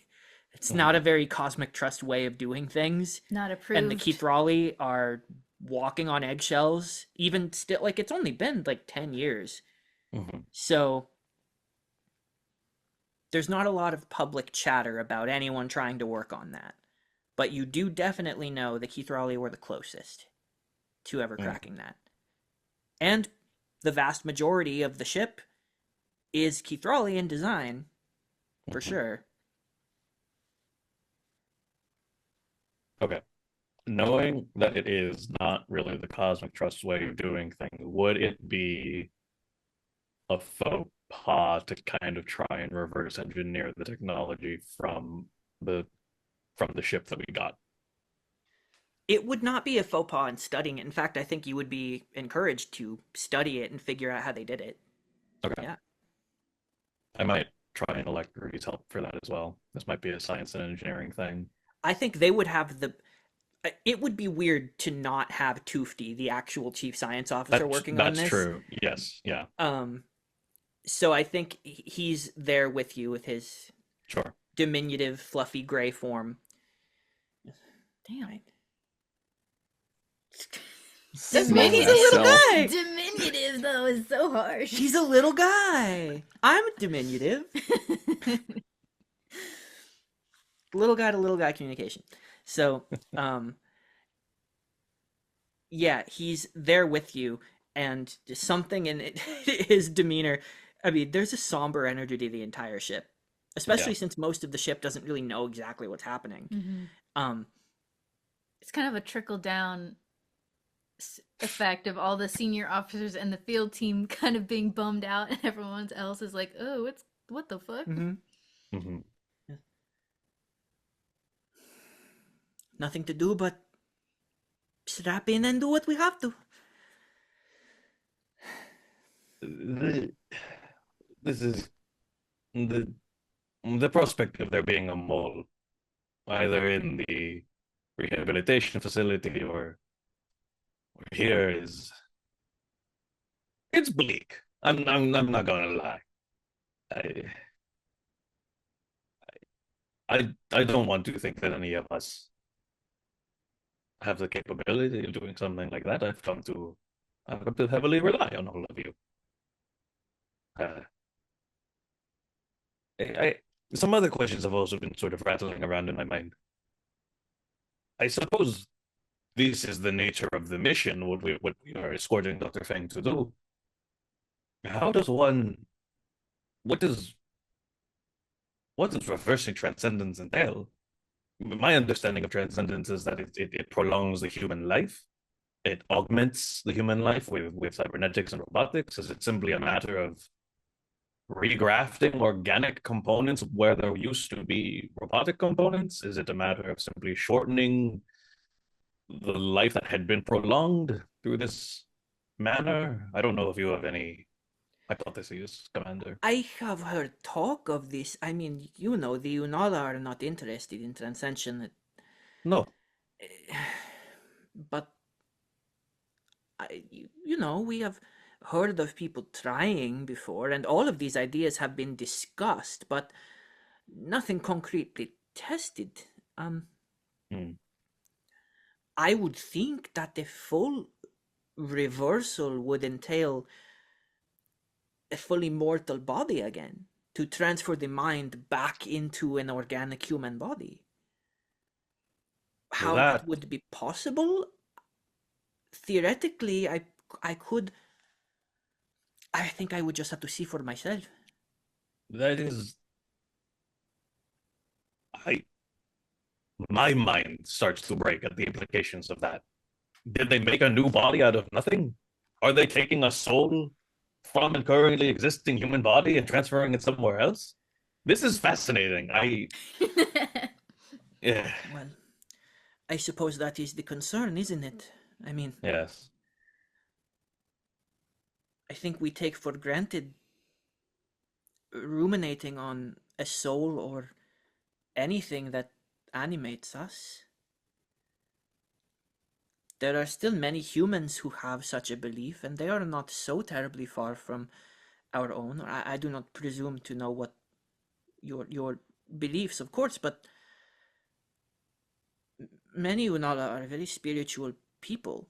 It's part of the reason why we have no interest in transcension, apart from our already considerably long lives. Mhm. But we do not need forever. The idea of the spirit, on the one hand, it feels like this is the human spirit and it is not our place to interfere in its journey. But on the other hand, if all spirits are truly connected across all boundaries, we cannot help but be involved. We cannot help but think about what this means for not just humans, but for all of us. In all our travels through the galaxy, can any one of us truly say that we have seen the soul? It is a good point you make. What do you think, Rudy? Oh shit, I'm here? I assume that this was an I assume that trying to reverse engineer cloaking technology is a I think science you're and right. engineering thing. I think you're right. I think this is a Disciplinary. disciplinary effort. Sure. Multi-departmental is what I was trying to say. Oh. Um, Rudy has just kind of been sitting there, deep in thought, and he does give you the wah.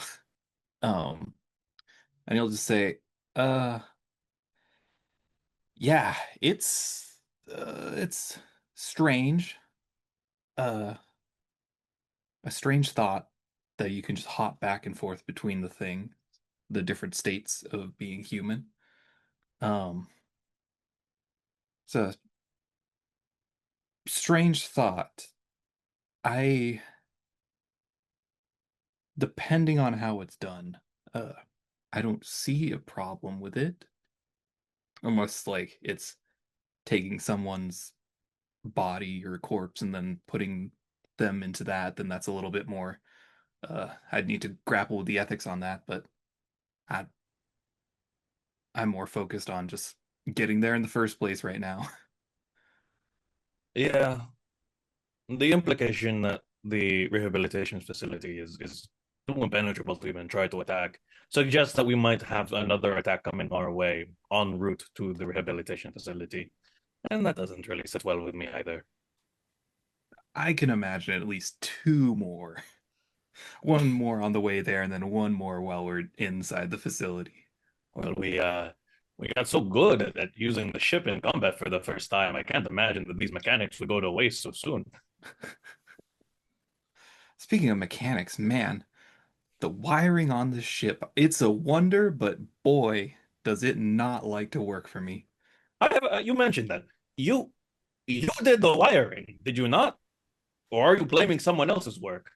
I'm just saying, if I were to design a ship, you know, the dome on what's the Central Plaza called?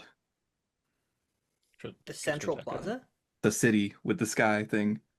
Vertex? Triskaideka, yeah. Triskaideka, yeah. Oh, The You mean LEDs on in board ship. Triskaideka, they draw a lot of power, and sometimes they can really mess with when you're trying to move power to somewhere else.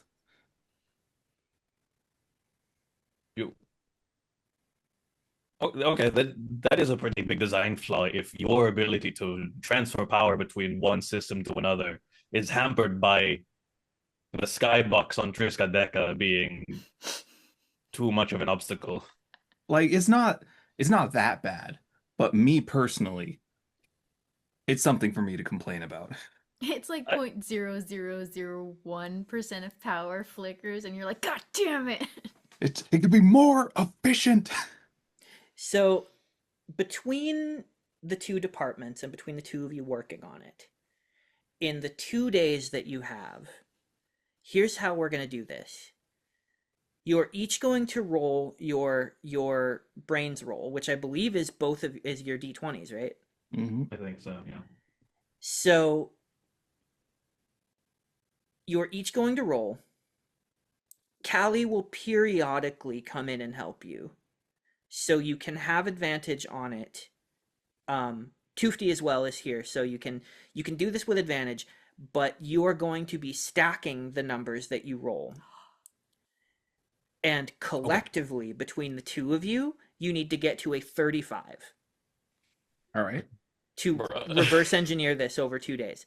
And the only one of your skills that I can even imagine being relevant is Rudy's mechanical investigation. Because that's literally what this is. Not computers. I have This is not a physics. computer-based thing. Shit. Not Is it the Yadas. physics? It's like an optics thing, you know? Figuring out the physics of it, I could maybe allow physics. I think I could Okay. see physics being relevant. Okay. I had an idea for another thing that Rudy would be doing over these 2 days. Would that modify the DC to make it harder? What's the other thing? A secret project for a new weapon.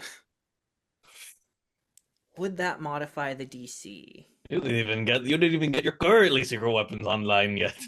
It wouldn't modify the DC. It would just be you're going to need to hit 40 to have time to do anything else.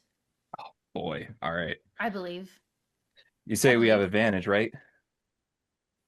Yeah. Because both of your commanders are periodically helping you. Let me do it different. I rolled the exact same number. Fuck. Is that good or bad? I don't know. I'll wait till Rudy rolls. Not good for me, I'll tell you that much for damn sure. Click.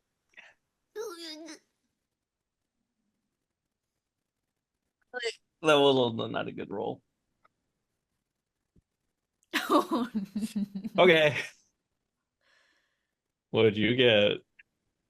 Oh wait, I rolled a 1. I can reroll ones. Mhm. Nope. I got a 13.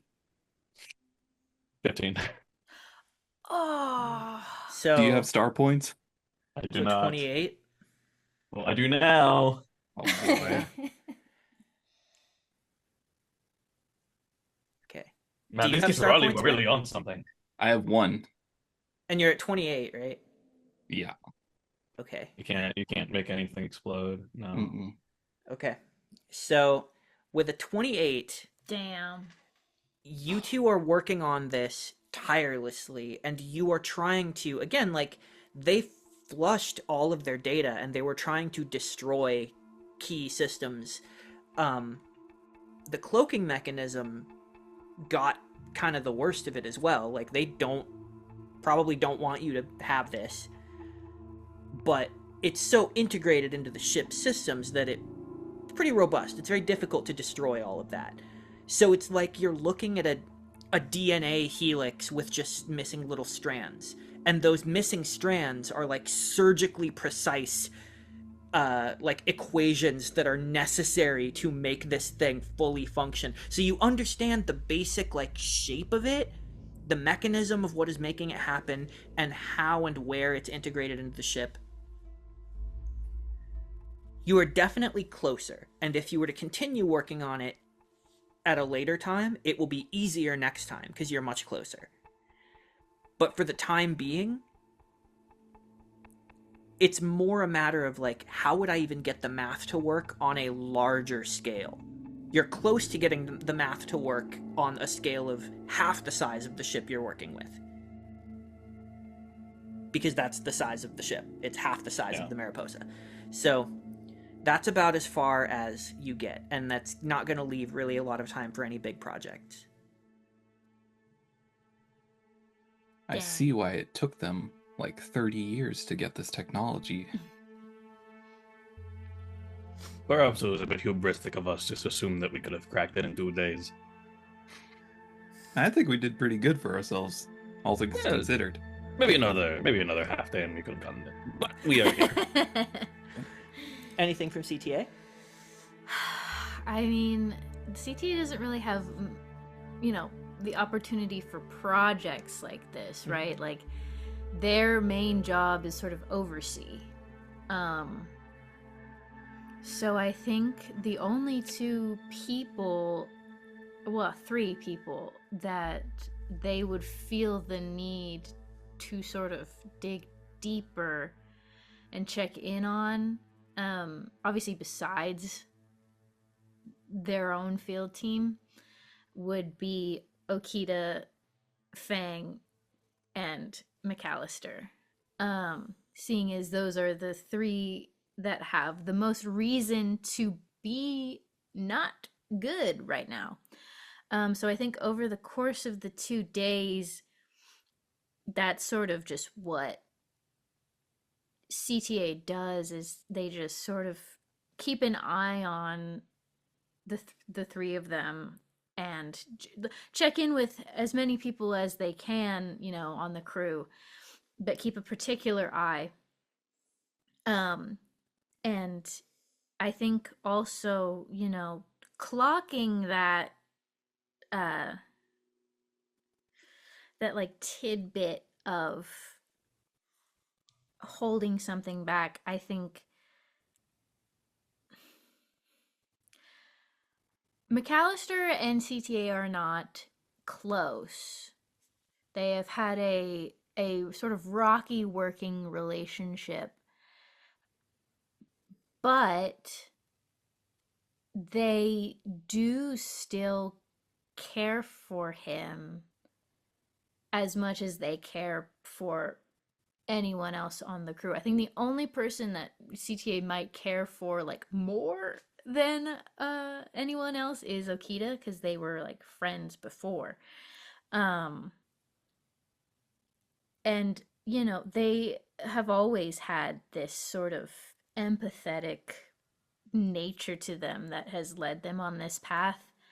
And so I think at one point they are staring at themselves in the mirror, and it's maybe like a time when they're not exactly on shift or on duty, even though a first officer is always on duty. But they're not scheduled right now, and they're wearing an outfit similar to my own, where it's like a black turtleneck with this gold jewelry. There is a necklace with a constellation on it, that is the constellation that they would most look up to and see when they were a cadet training in the academy. And they have tried wearing it before, but it just never felt right to see something so delicate and so pretty and so aspirational lay upon this bulky armored body with this fishbowl head. It just didn't feel right, and so they put it on, and they're fingering it as they look at their face, and they just wonder if anyone has checked in on McAllister, because they also know that he has a tendency to throw himself into stuff to distract himself from things. So I think they make the choice to go find him and check on him. I'll tell you this. When he's not on shift, when he's not working, no one sees him, which is weird.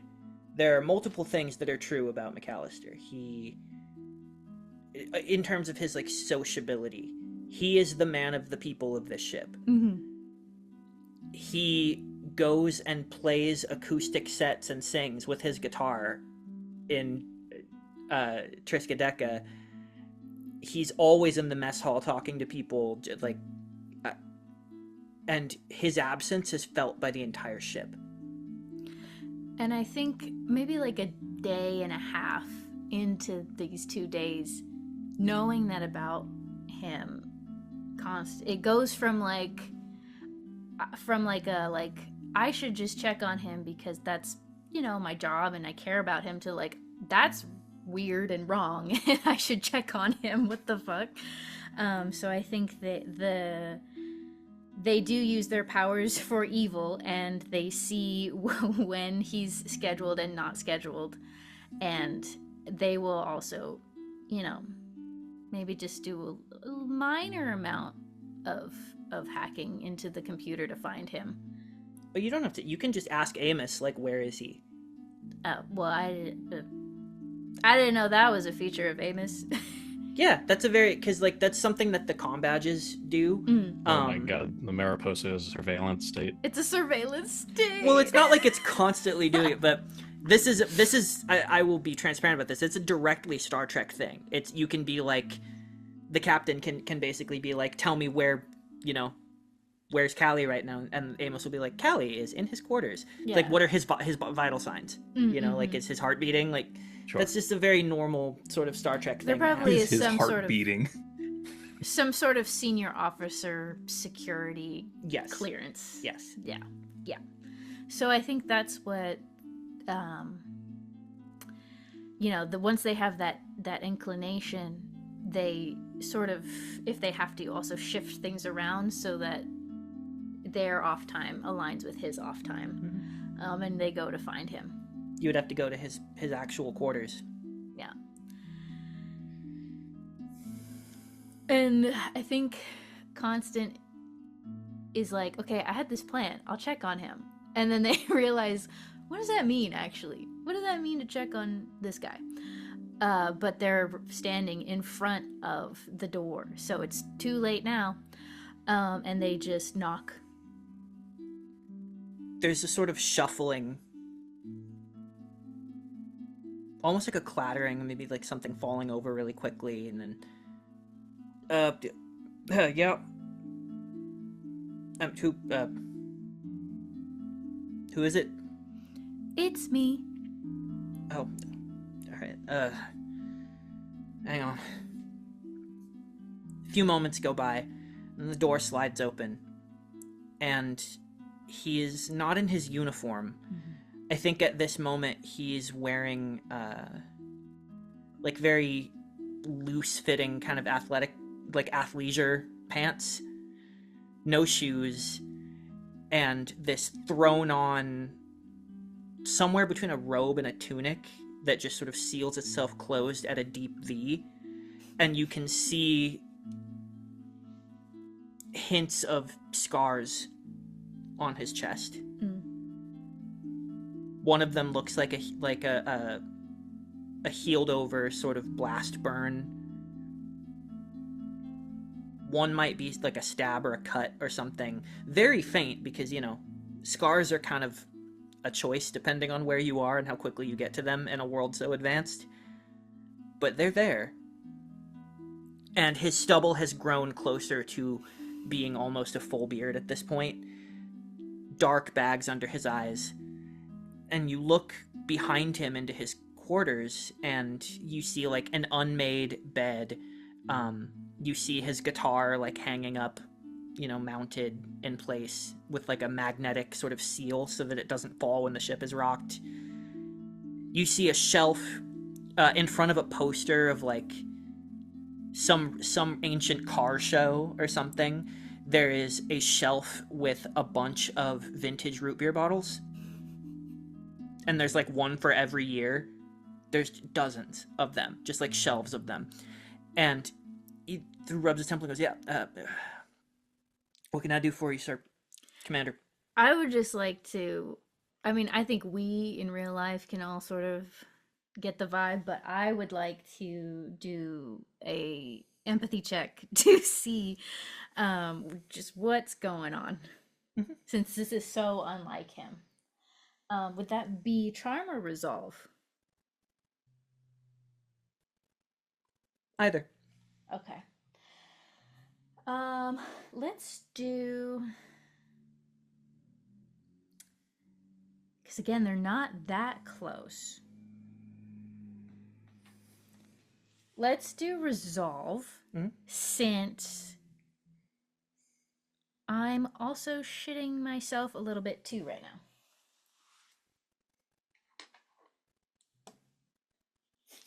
So that's a D12 and a D6. Very appropriate. What I just rolled is very appropriate. All right. Let me see if I can get better now. So that's a 10 for me. Well, considering that he rolled a 1, Oh, Oh, okay. he just doesn't have the strength to be anything other than this right now. It's like he puts on the uniform and it gives him power. And right now, when he takes it off and he's here in this place, he's just living in whatever the problem is. Mm. And you think about all the way harkening back to the very first episode when you went on your first mission and you talked to him and you looked through his record and you found how strange it was that there was a gap.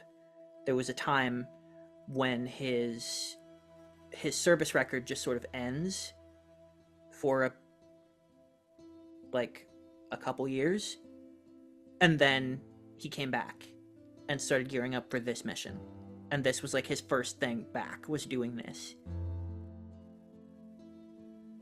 against some other people's recommendation. Right. Yeah. You think about the timing of that, and you think about like the service record, like, you know, it is a documented fact. He was on a task force that was essentially hunting down the post-mortal. And it was after that that he took his big long break. And it's not on record as a dishonorable discharge necessarily. It just looks like an amended neutral discharge of service. Mm.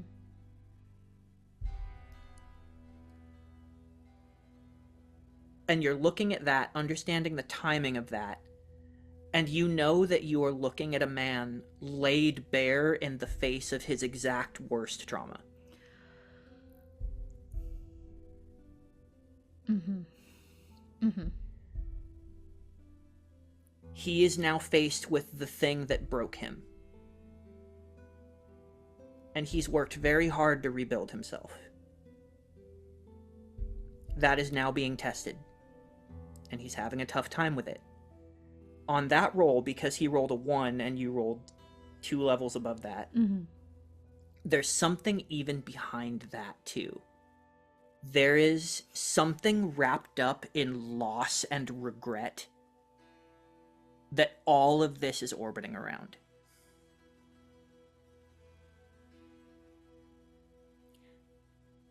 Constant.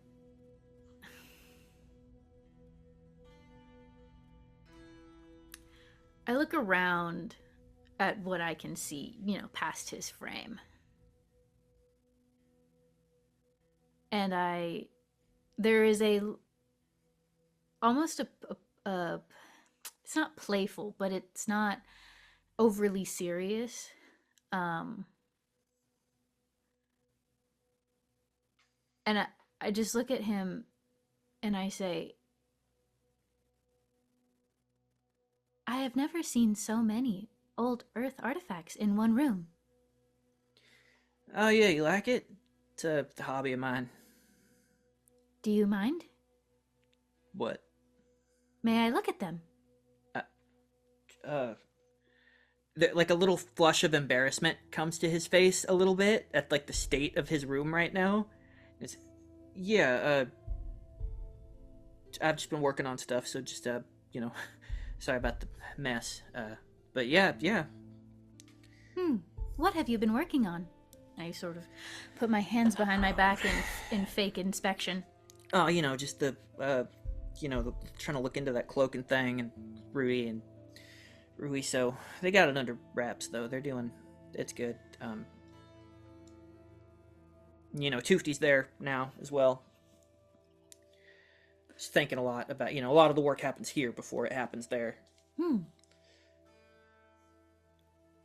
I sort of go over and I start at, the sort of oldest year printed of the, one that has the oldest expiration date printed on the label, and I start looking down the line.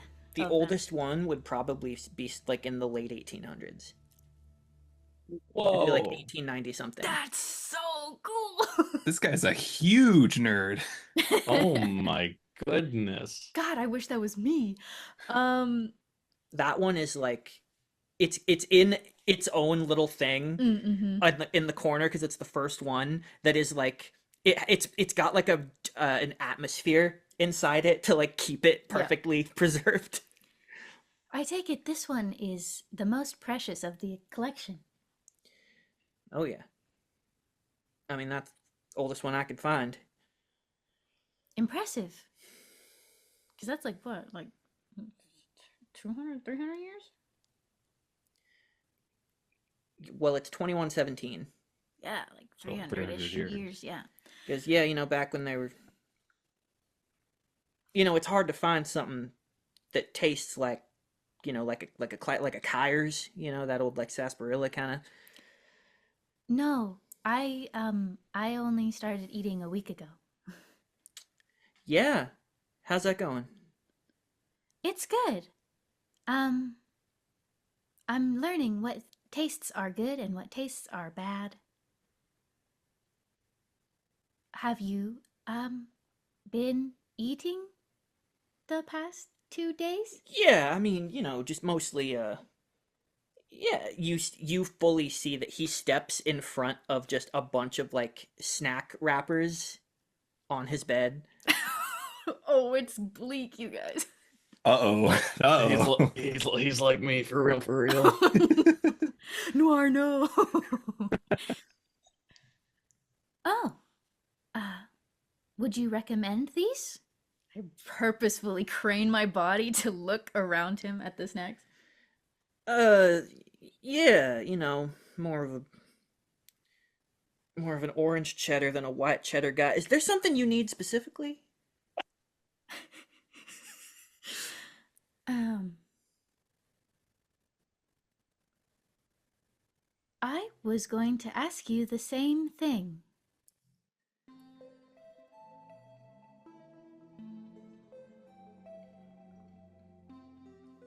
We're worried, Michael.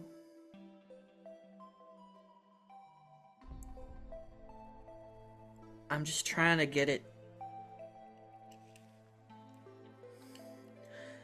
I can do my job. I can. Really. I just need the wall. The door, really, this door. I get this out here and then I go out there and I do what I have to do. It's compartmentalization. I've filter the two in gradually. But right now, at the worst of it, they gotta be separate. Working through the process, the steps.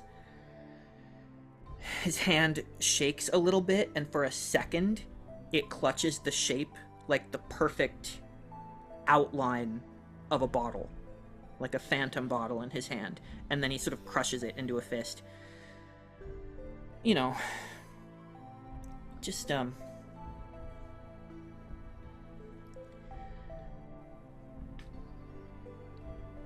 Just, it's just confronting a lot of things from the past that I didn't think would be coming up for a while, but we all,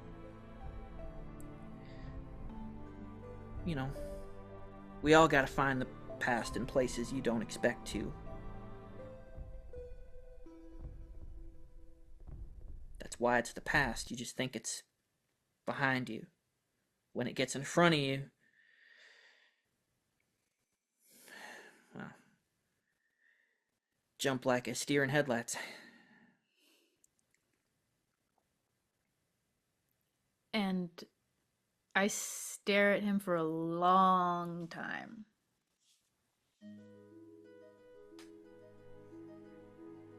Just studying his face, studying how he reacts to the attention.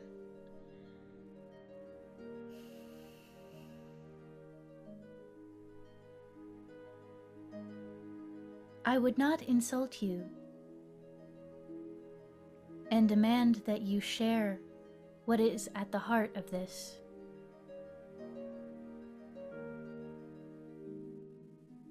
But I can tell that there is something deep and being a Pandu, I have not experienced much loss in my life. So I do not know what that does to a person.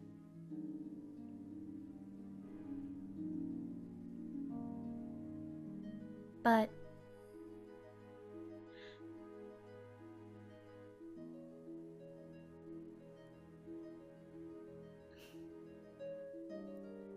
if I can, I would like to live up to my name.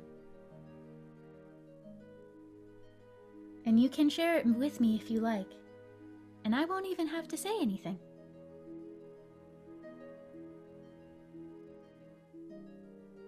Only if you're ready and if you think it would help. But like I said, You are missed when you are not around on the ship. You say you can do your job and do it well. And as your colleague who respects you, I will believe you. But know that there are people that care about you and want to help you.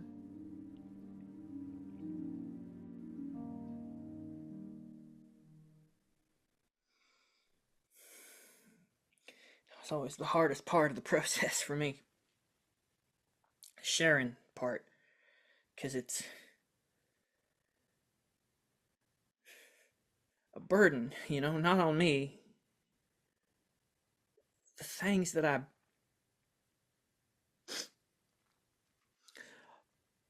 when I was working on the task force, the things I saw those people do. They're 100% right about who they are. They ain't people.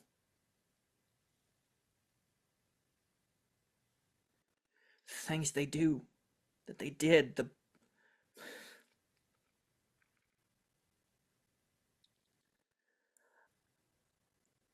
I lost myself to that. And I had my way of coping with it. And I lost myself. And then I lost my job and my purpose, and it was dark and empty for a long time. And then Okita found me, and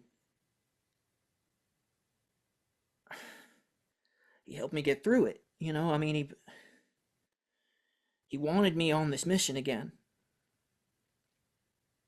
You know, and I cleaned up. You know, I hadn't in a long time. You know, it wasn't easy, but it was a test. You know, and I didn't know if I was ready for it. But he wouldn't take no for an answer. No matter how many admirals told him that it was a bad choice, he fought for me so hard I felt like I had to fight for somebody else just to keep up. I mean, that's why Rudy's here.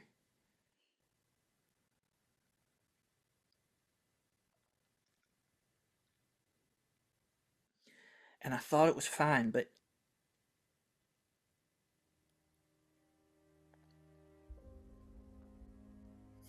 turns out I had one more thing to lose.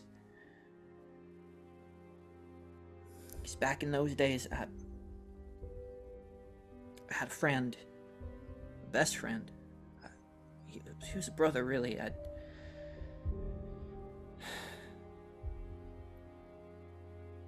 In the end, his support and his love was not enough to keep me from what happened, but I thought he'd always be there, you know? And he stayed on the force after I left. You know, we kept in touch here and there, but, you know, we've been out in the galaxy, out in the unveiled. So when I heard that he died a few months back, and I couldn't even go to the funeral,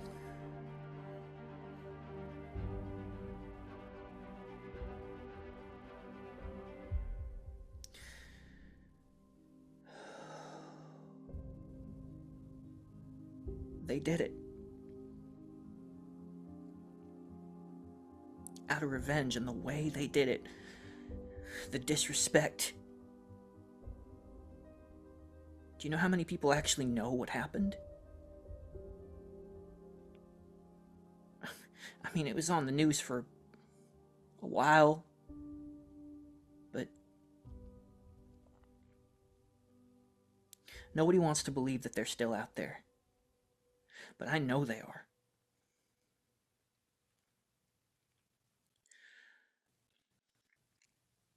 And the man that I rebuilt, I don't know if the glue's gonna hold them together this time.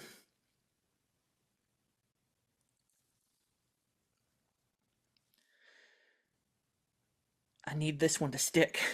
I need this one to hold. She ain't holding. And as he says, she ain't holding, I think he is held. There's just a rush of, a blur of blonde, and I think it's a little bit too tight of a hug. Not really used to hugging. In this body, at least.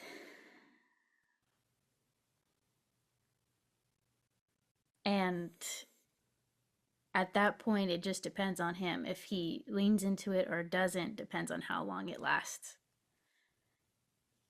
But when he sort of lets go,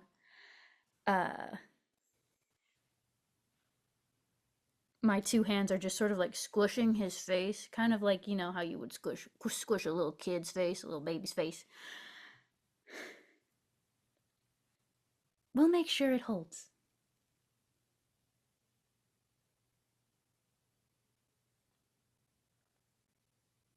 I haven't tried root beer or sarsaparilla yet. I was hoping you would show me. Don't do the voice. Don't do the voice. I heard it for a second. You did it. Don't do it. Don't do that. He laughs a little bit, and it gets muddled in the sobs that were there previously. Ironic a little bit that you wear your moisture on the inside now, and yet so much of his is now soaked onto your shoulder.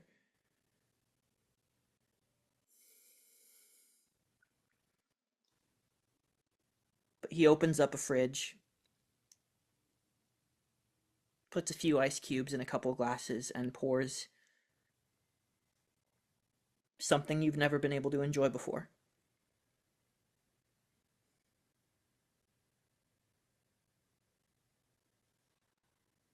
And I think at that point, Constant doesn't really need to sleep. I don't really need to sleep. He does, obviously. But I will stay there as long as he will have me. To Jason.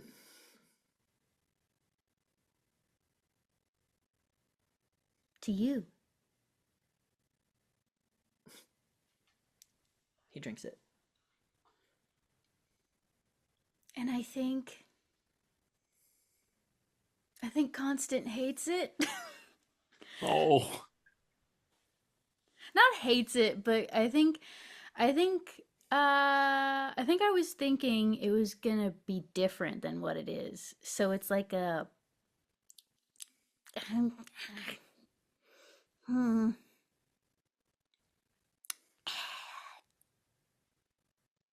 Yeah, that tastes like people in the past drank it. Yeah, well. I guess some people are lemon lime. I think I'll just stick to whatever you have in the warp core fridge. Well, I mean, a lot of it's this. It's not Yeah. all. No, it's not all. No, we're mixology in various ways. I feel like you need sleep. Yeah, maybe. That seems somewhat in the realm of possibility now. Unless there's something else.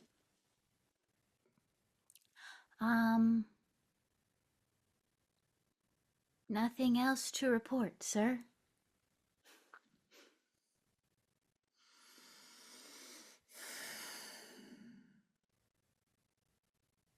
Thank you.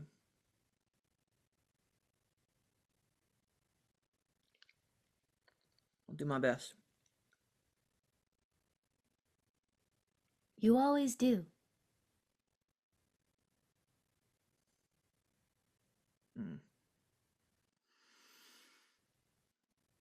So confident about things you don't know for sure. Plenty of time. Or, well, a lifetime anyway to find out. Not. And as I leave, I do clean up his room a little bit without him asking me to. And if he protests, I just do it. He is already asleep by the time you do. Yeah. It's like a, I think it is truly just like a, you just go to bed. I don't worry about it. I got you. So the snack wrapper's gone. The bed straightened out. Him tucked in. The anything else out of place is just sort of picked up, and I put it in the trash and put back into place. And then I just turn the light off and leave. On my life, we are seeing McAllister through to the end of this mission. There's no I'm gonna see Jason again nonsense. He's living at the end of this. The worst part is that when you said Jason, my first thought was Jason Derulo. Oh my god. Well, as we shift from constant cleaning up his McAllister's apartment, we go to a similar corridor in the crew compartment, and you see Rudy holding a small little cacti and a note card as he knocks on the door of one Lieutenant Veal. Mhm. And as she opens it, he'll say, "Roses are red, violets are not. I can't write poems, but I think you're hot." Ooh. hey, that was almost good. I know. I tried to make it purposely bad. I'm glad you didn't like it. She hugs you. I hug her back. And it's like a deep, like, we haven't really had a chance to like decompress after I nearly died on the last mission, and we're again going into danger kind of hug. As you pull out of it, she puts a hand on your face and she goes, I don't care that you know something I don't know. Oh. Shit. Glad to hear it. Man, you really sniped that one. But I got this for you from the science department. Yeah. Hope you like cacti. Don't really need to water it too much. Just little spritz here and there. Yeah, Callie talks about these things so much. It's nice to see one in person. Yeah. Just don't poke it, and you'll be golden. Don't do that. Don't. No, I have a robot hand. It won't hurt. Oh yeah. Uh-huh. She goes in, finds a nice spot for it. Seriously, though, I'm concerned. Everybody's concerned. This is still new. And there's a lot about me you don't know. But if we fast forward, 20 years, and the two of us are high-ranking, we're both admirals, right? We're still going to have two very different jobs, and sometimes one of us knows something the other one doesn't. That's the trick. That's why dating is hard here, right? It's one of the reasons. I think it's one of the big ones, But for me, I've already internalized that reality. And if it gets you killed, someone else will tell me why you were killed, or I'll kill them. Then it becomes a problem. Guys, she's just the perfect woman. Uh, Rudy will smile to himself then and be like, once all this danger is done, since we'll be back in the Ilias galaxy, I was just wondering maybe we could take some time off, go to a nice place. I think my parents will be somewhat nearby in system if you want to meet them. Okay, I we can really, speed run. yeah, normally I wouldn't suggest this so early in a relationship, but seeing the danger we're always in for some reason. I mean, if you don't want to, then like, We're engineers. You want to go slow? Who do you think I am? she's just perfect. Um, you know, caution to the wind, am I right? Yes, taking shortcuts and setting a bad example since 2117. Um, all right, object number three. We really are speed running things. Um, I've got a belt buckle for our dear Commander McAllister to hopefully pick up his spirits, but I can't complete it on my own in an hour. Mind helping me out? Okay, yeah, that'll be a new experience. I And do worry he'll, about him. yeah, he's been, I feel like he's been taking things not the best, but No, and then there's a whole thing too for me where it's like, okay, like this, you don't need the approval. Like he's not your dad, so don't have like dad feelings. But it's hard to push down the dad feelings sometimes, with like it's a whole thing. So, yeah, for me it's like he's like that one uncle that like you really love him and you care for him, but you don't really know like the inroad to like really help him, so you just kind of do like roundabout things to still show that you care, you know? yeah, yeah. She sort of comes back from like a little reverie for a moment. Yes, something like that. A belt buckle. Belt buckle. I have a very funny idea for the design, and as we fade away from that, we go into the next day. And on that next day, the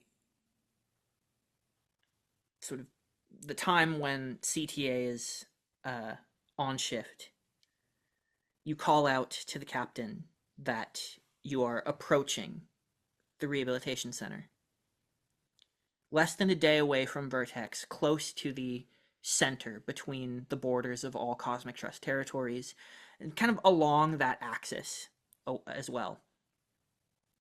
You bring it up on screen as the captain steps out and takes his chair. And you see something that does actually look a bit like Vertex. It has that same gashapon sort of like silver plate, but it's a lot chunkier. There's like a whole half of a metal sphere, and the top half is a heavily shielded dome of some kind. And you can see the sort of plastoid, whatever that transparent durable material is that they build like view screens out of, bubble, and then energy shields around that bubble. And inside, almost like a castle cascaded into the future, just this blocky fortress of blocks and cylinders connected by bridges. It's not a city, it's one big structure, practically the size of a small city, sitting on top of this industrial strength dome. There is no sort of cylindrical scepter like Vertex has, where you dock and then take the elevator up into the city. It's just this big, chunky circle. The docking bays open up, and the ship approaches and lands. Okita turns to you, CTA, and says, "Would you please assemble the field team? Liam as well, and Mr. Ruiso." Boop, boop. I think I did request a little nodule, in the ear to press on because I think that looks cool. Um, Field team, please assemble. We will be docking soon. Aye, aye. Aye, sir. As the ship docks, you head inside. You head to the cargo bay. I'm going to say cargo bay 3. It's a good place to exit the ship. Liam is here, and Ruiso, as you face the captain, who is actually coming with you on this one. Dr. Feng, obviously, here as well. The captain turns to you, Ruiso, and he goes, "At this point, Mr. Altandro, I think you are only as much of a reserve field team member as Liam here is. But it seems more often than not we are in need of your services. Welcome aboard." And he goes to shake your hand. Happy to serve as always, Captain.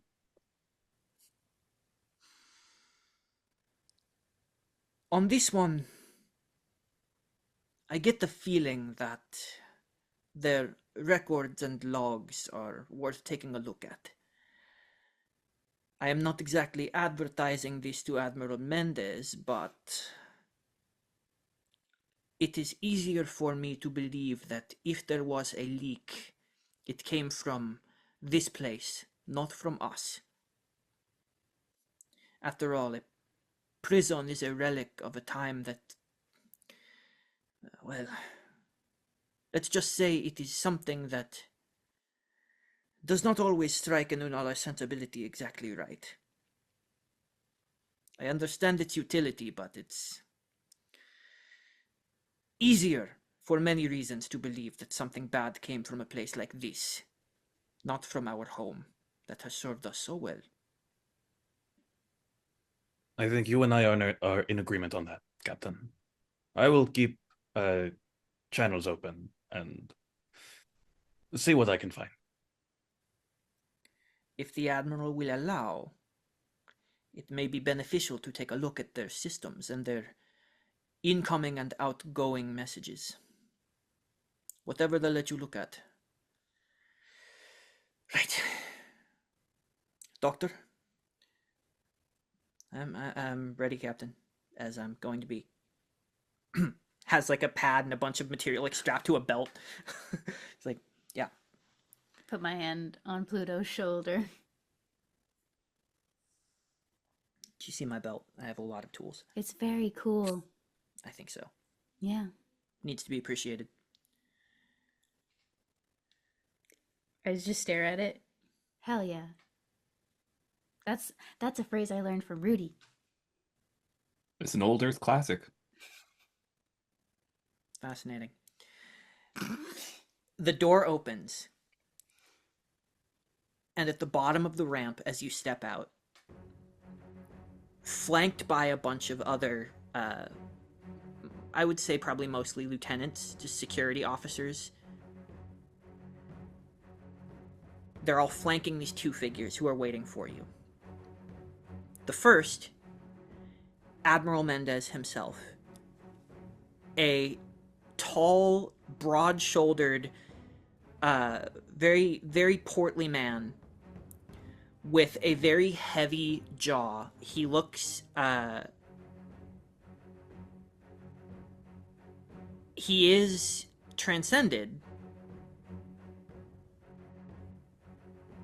but he has a very human look about him. Like, the skin is like deeply tanned, and it's meant to give the appearance of age, which is something you don't see often. He has chosen to look like he's maybe like a distinguished 50-something. So he has like just like a little bit of a jowl situation happening. You see that he is totally bald, really strong features, deep tanned skin, and hawk-like eyes. If you didn't know any better, you would fully believe he was an organic human. And the figure that he's standing next to, also a transcended human, but a little more obvious, only slightly. Both of them have a very humanoid vibe to them, but you see a doctor wearing similar colors. Well, actually, he'd be wearing green for science, but then wearing a white lab coat over it. Sort of intersection of science and medical. And you see kind of olive skin and bright silver hair that is put in kind of a sort of half-up pony situation. Kind of a weirdly fantasy style, kind of an Aragorn, like, tied around here and then falls down over the shoulders. And these two figures greet you. The Admiral looks at all of you, steps up, shakes the captain's hand. Good to see you, Okita. Admiral Mendez, a pleasure as always. Well, I see you've brought your field team after all. He goes, yes, I was very clear in my report why I had to fill them in. I'm very concerned about what's happening here. And the Admiral goes, I understand the necessity completely. In your position, I probably would have made the same call. It's just... I hope you all understand the gravity of this particular situation. Your discretion is being counted on here, all of you. Even you, Doctor. Well, of course. Yeah. Discretion is good, but first I have to even just do my job. I have to see that this works. So, personally, I will worry about that when it's time to. For the moment, yeah, my lips are sealed, sir. Right. This is Dr. Avery Morris. The doctor goes, hello? Pleasure to meet you all. British evil. Damn. Oof. I admit it's a great honor to finally meet the Mariposa's field team. I can assure you the pleasure is all ours, Doctor. Well, I'm quite eager to show you my work. The subject, he's...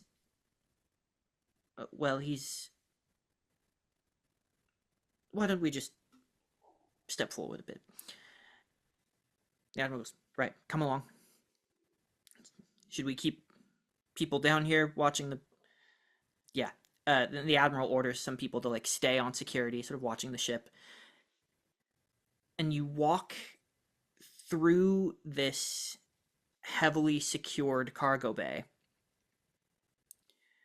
And then the first place that you step into is this kind of lobby area. And you can already see the curvature of this place, the sort of ring in this lower dome area that you're in. He goes, let's talk in the elevator.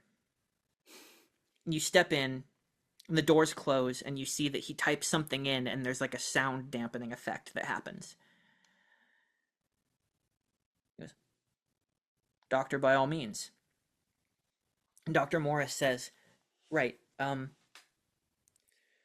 the subject that you're going to meet, his name is Henry Tell.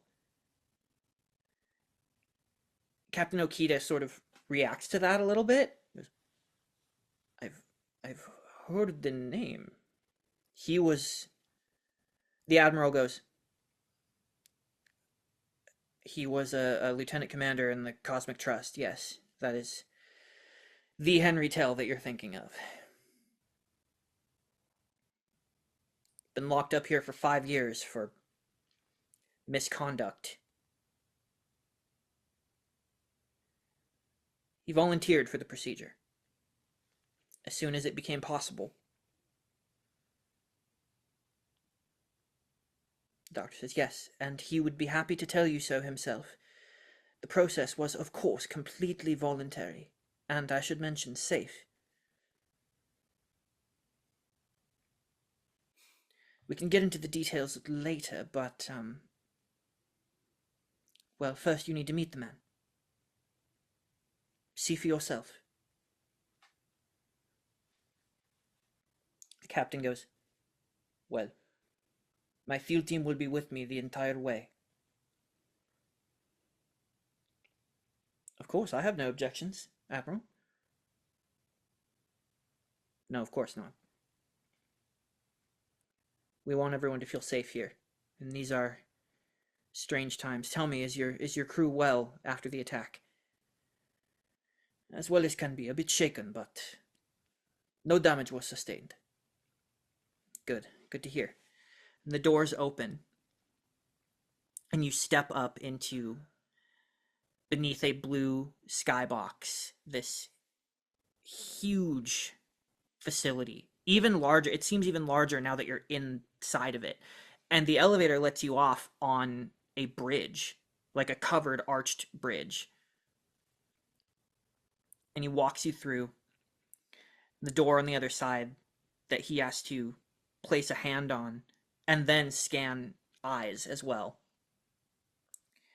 When he places a hand, you see something scanning the skin under his wrist. And then the Admiral has to go on the other side and do the same thing, like at the same time. And it reads maximum security. As the door opens, you walk through this hallway, and you see rows of very spacious cells. Each prisoner has an entire cell to themselves. Very well furnished. Many of them have like bookshelves and things. But there is an energy barrier in front of each. And most of these people that you see, you see like... Well, I guess you wouldn't recognize anybody off the bat. But there is a look, like many of them kind of stand at attention as all of you pass. You get to the end of the hall, and you reach another door to go through. And you realize that you're entering a more, like, solitary area. An area that has its own sound dampening effect. And as the door opens and you step into this room, you see a wide, square room. And halfway into the room, there is a barrier of energy that stretches all the way across the wall, where inside, behind that wall, just sort of sitting on his bed, with his fingers interlaced, his hands together, what by all accounts appears to be an organic human man. And as he lifts his head up, with like the overhead lighting casting shadows on a very severe chiseled face, very high cheekbones, wide set, like thick neck, big jaw, very deep cheekbone lines to the point where like his mouth always looks like he's kind of sucking on a lemon.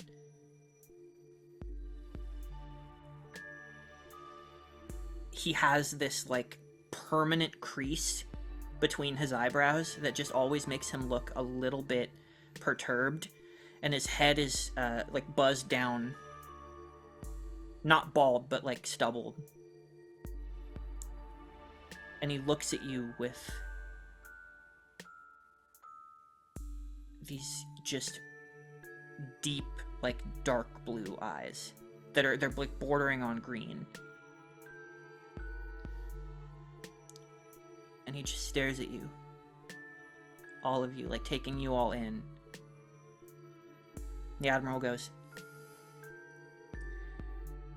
on your feet, Mr. Tell.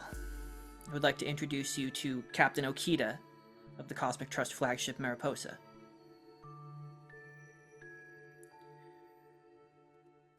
This is... He goes, the field team, yeah, I know. I've heard of them. I mean, I've seen you on the news and all that. He stands up and, like, walks a little bit closer to the energy field. You here to find out if I'm flesh and blood, so to speak.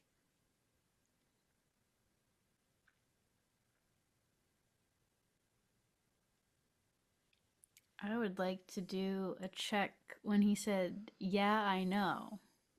I want to know if he knew some other way than just the news, TM. Sure.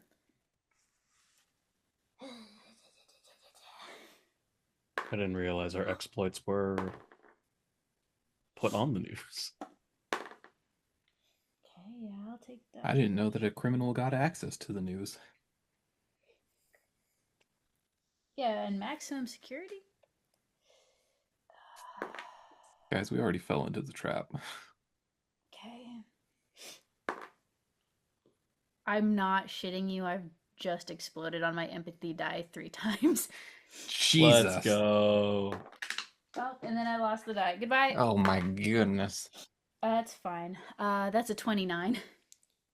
Can I extend that to just a general vibe check? I don't like Mendez's vibe at all.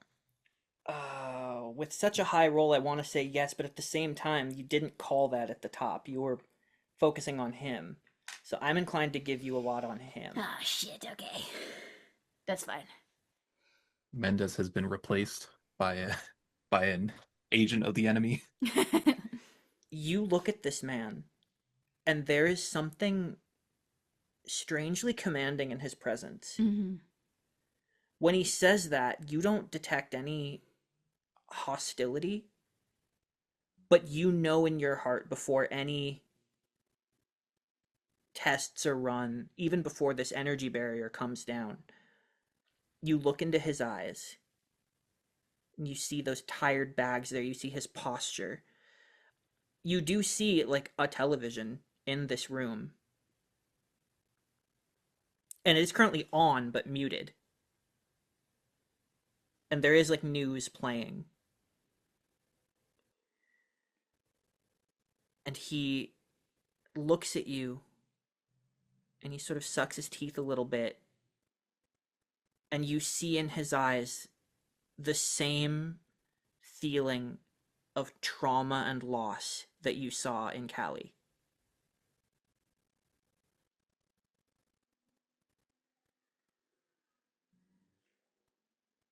Okay. And you see complete submission to this situation. As in, he didn't actually volunteer? And this is just As in, he has the posture of a man who thinks he has nothing to hide. Mm. Except for how hurt he is by something you don't understand.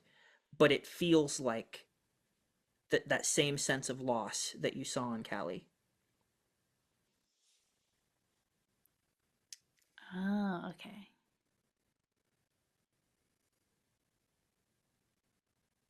Rudy's gonna get in between Dr. Fang and the doctor and the admiral. Just real subtly. Just body block a little bit. Between the doctor and the admiral? Mm-hmm. Sure. As you step up to do so, you look behind him.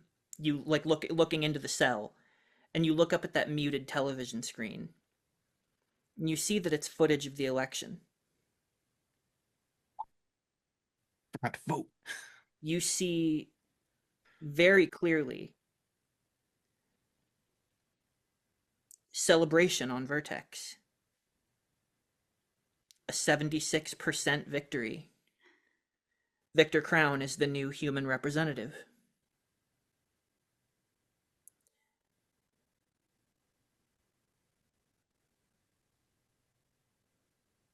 Do we like Victor Crown, or do we fuck with him? We hate that Crown guy. It's up to you. That's up to you. What was Crown's opponent's name? Farron Montez. Oh man, Montez, you shouldn't have run, dog.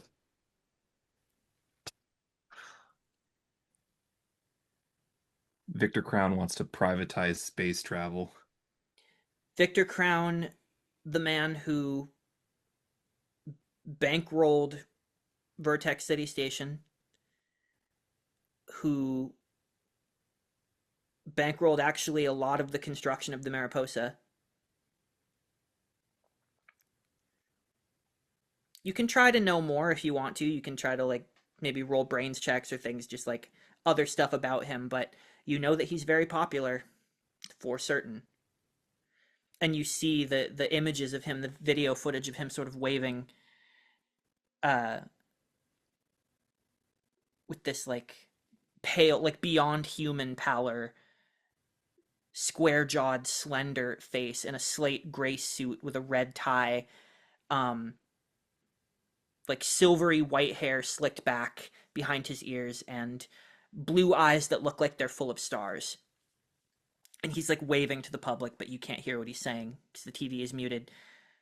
And Henry looks at you, Rudy, and looks back at the TV, and he goes,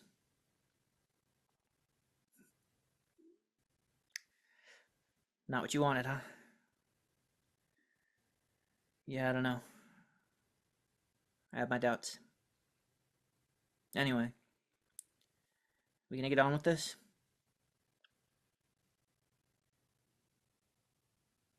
This looks like a lot of security for a, I don't know, a blood test.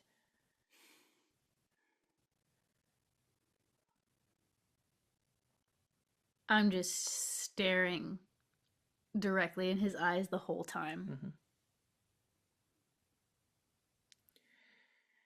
The doctor is like, has seen something kind of, not as much as you've seen, but Dr. Fang looks like they already are like, that's an organic human. Like, no question, that's an organic human. And the doctor just goes, "How did you do this?"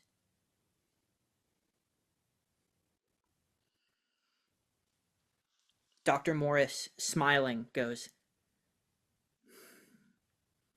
"Innovation out of tragedy."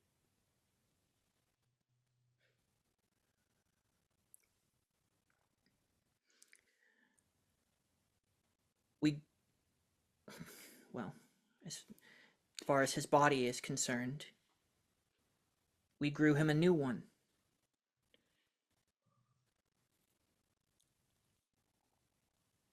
Using his brother's DNA.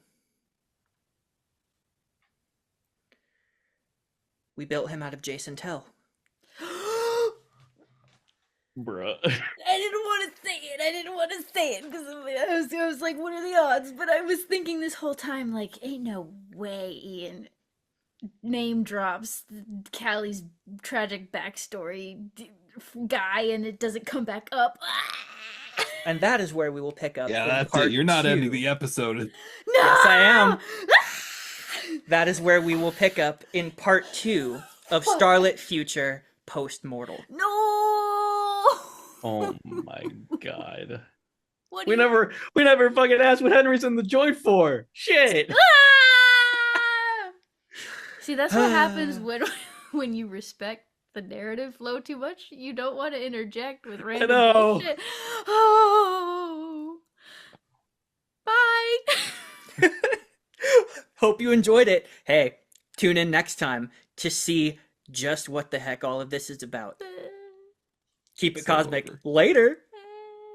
Bye. Bitch, what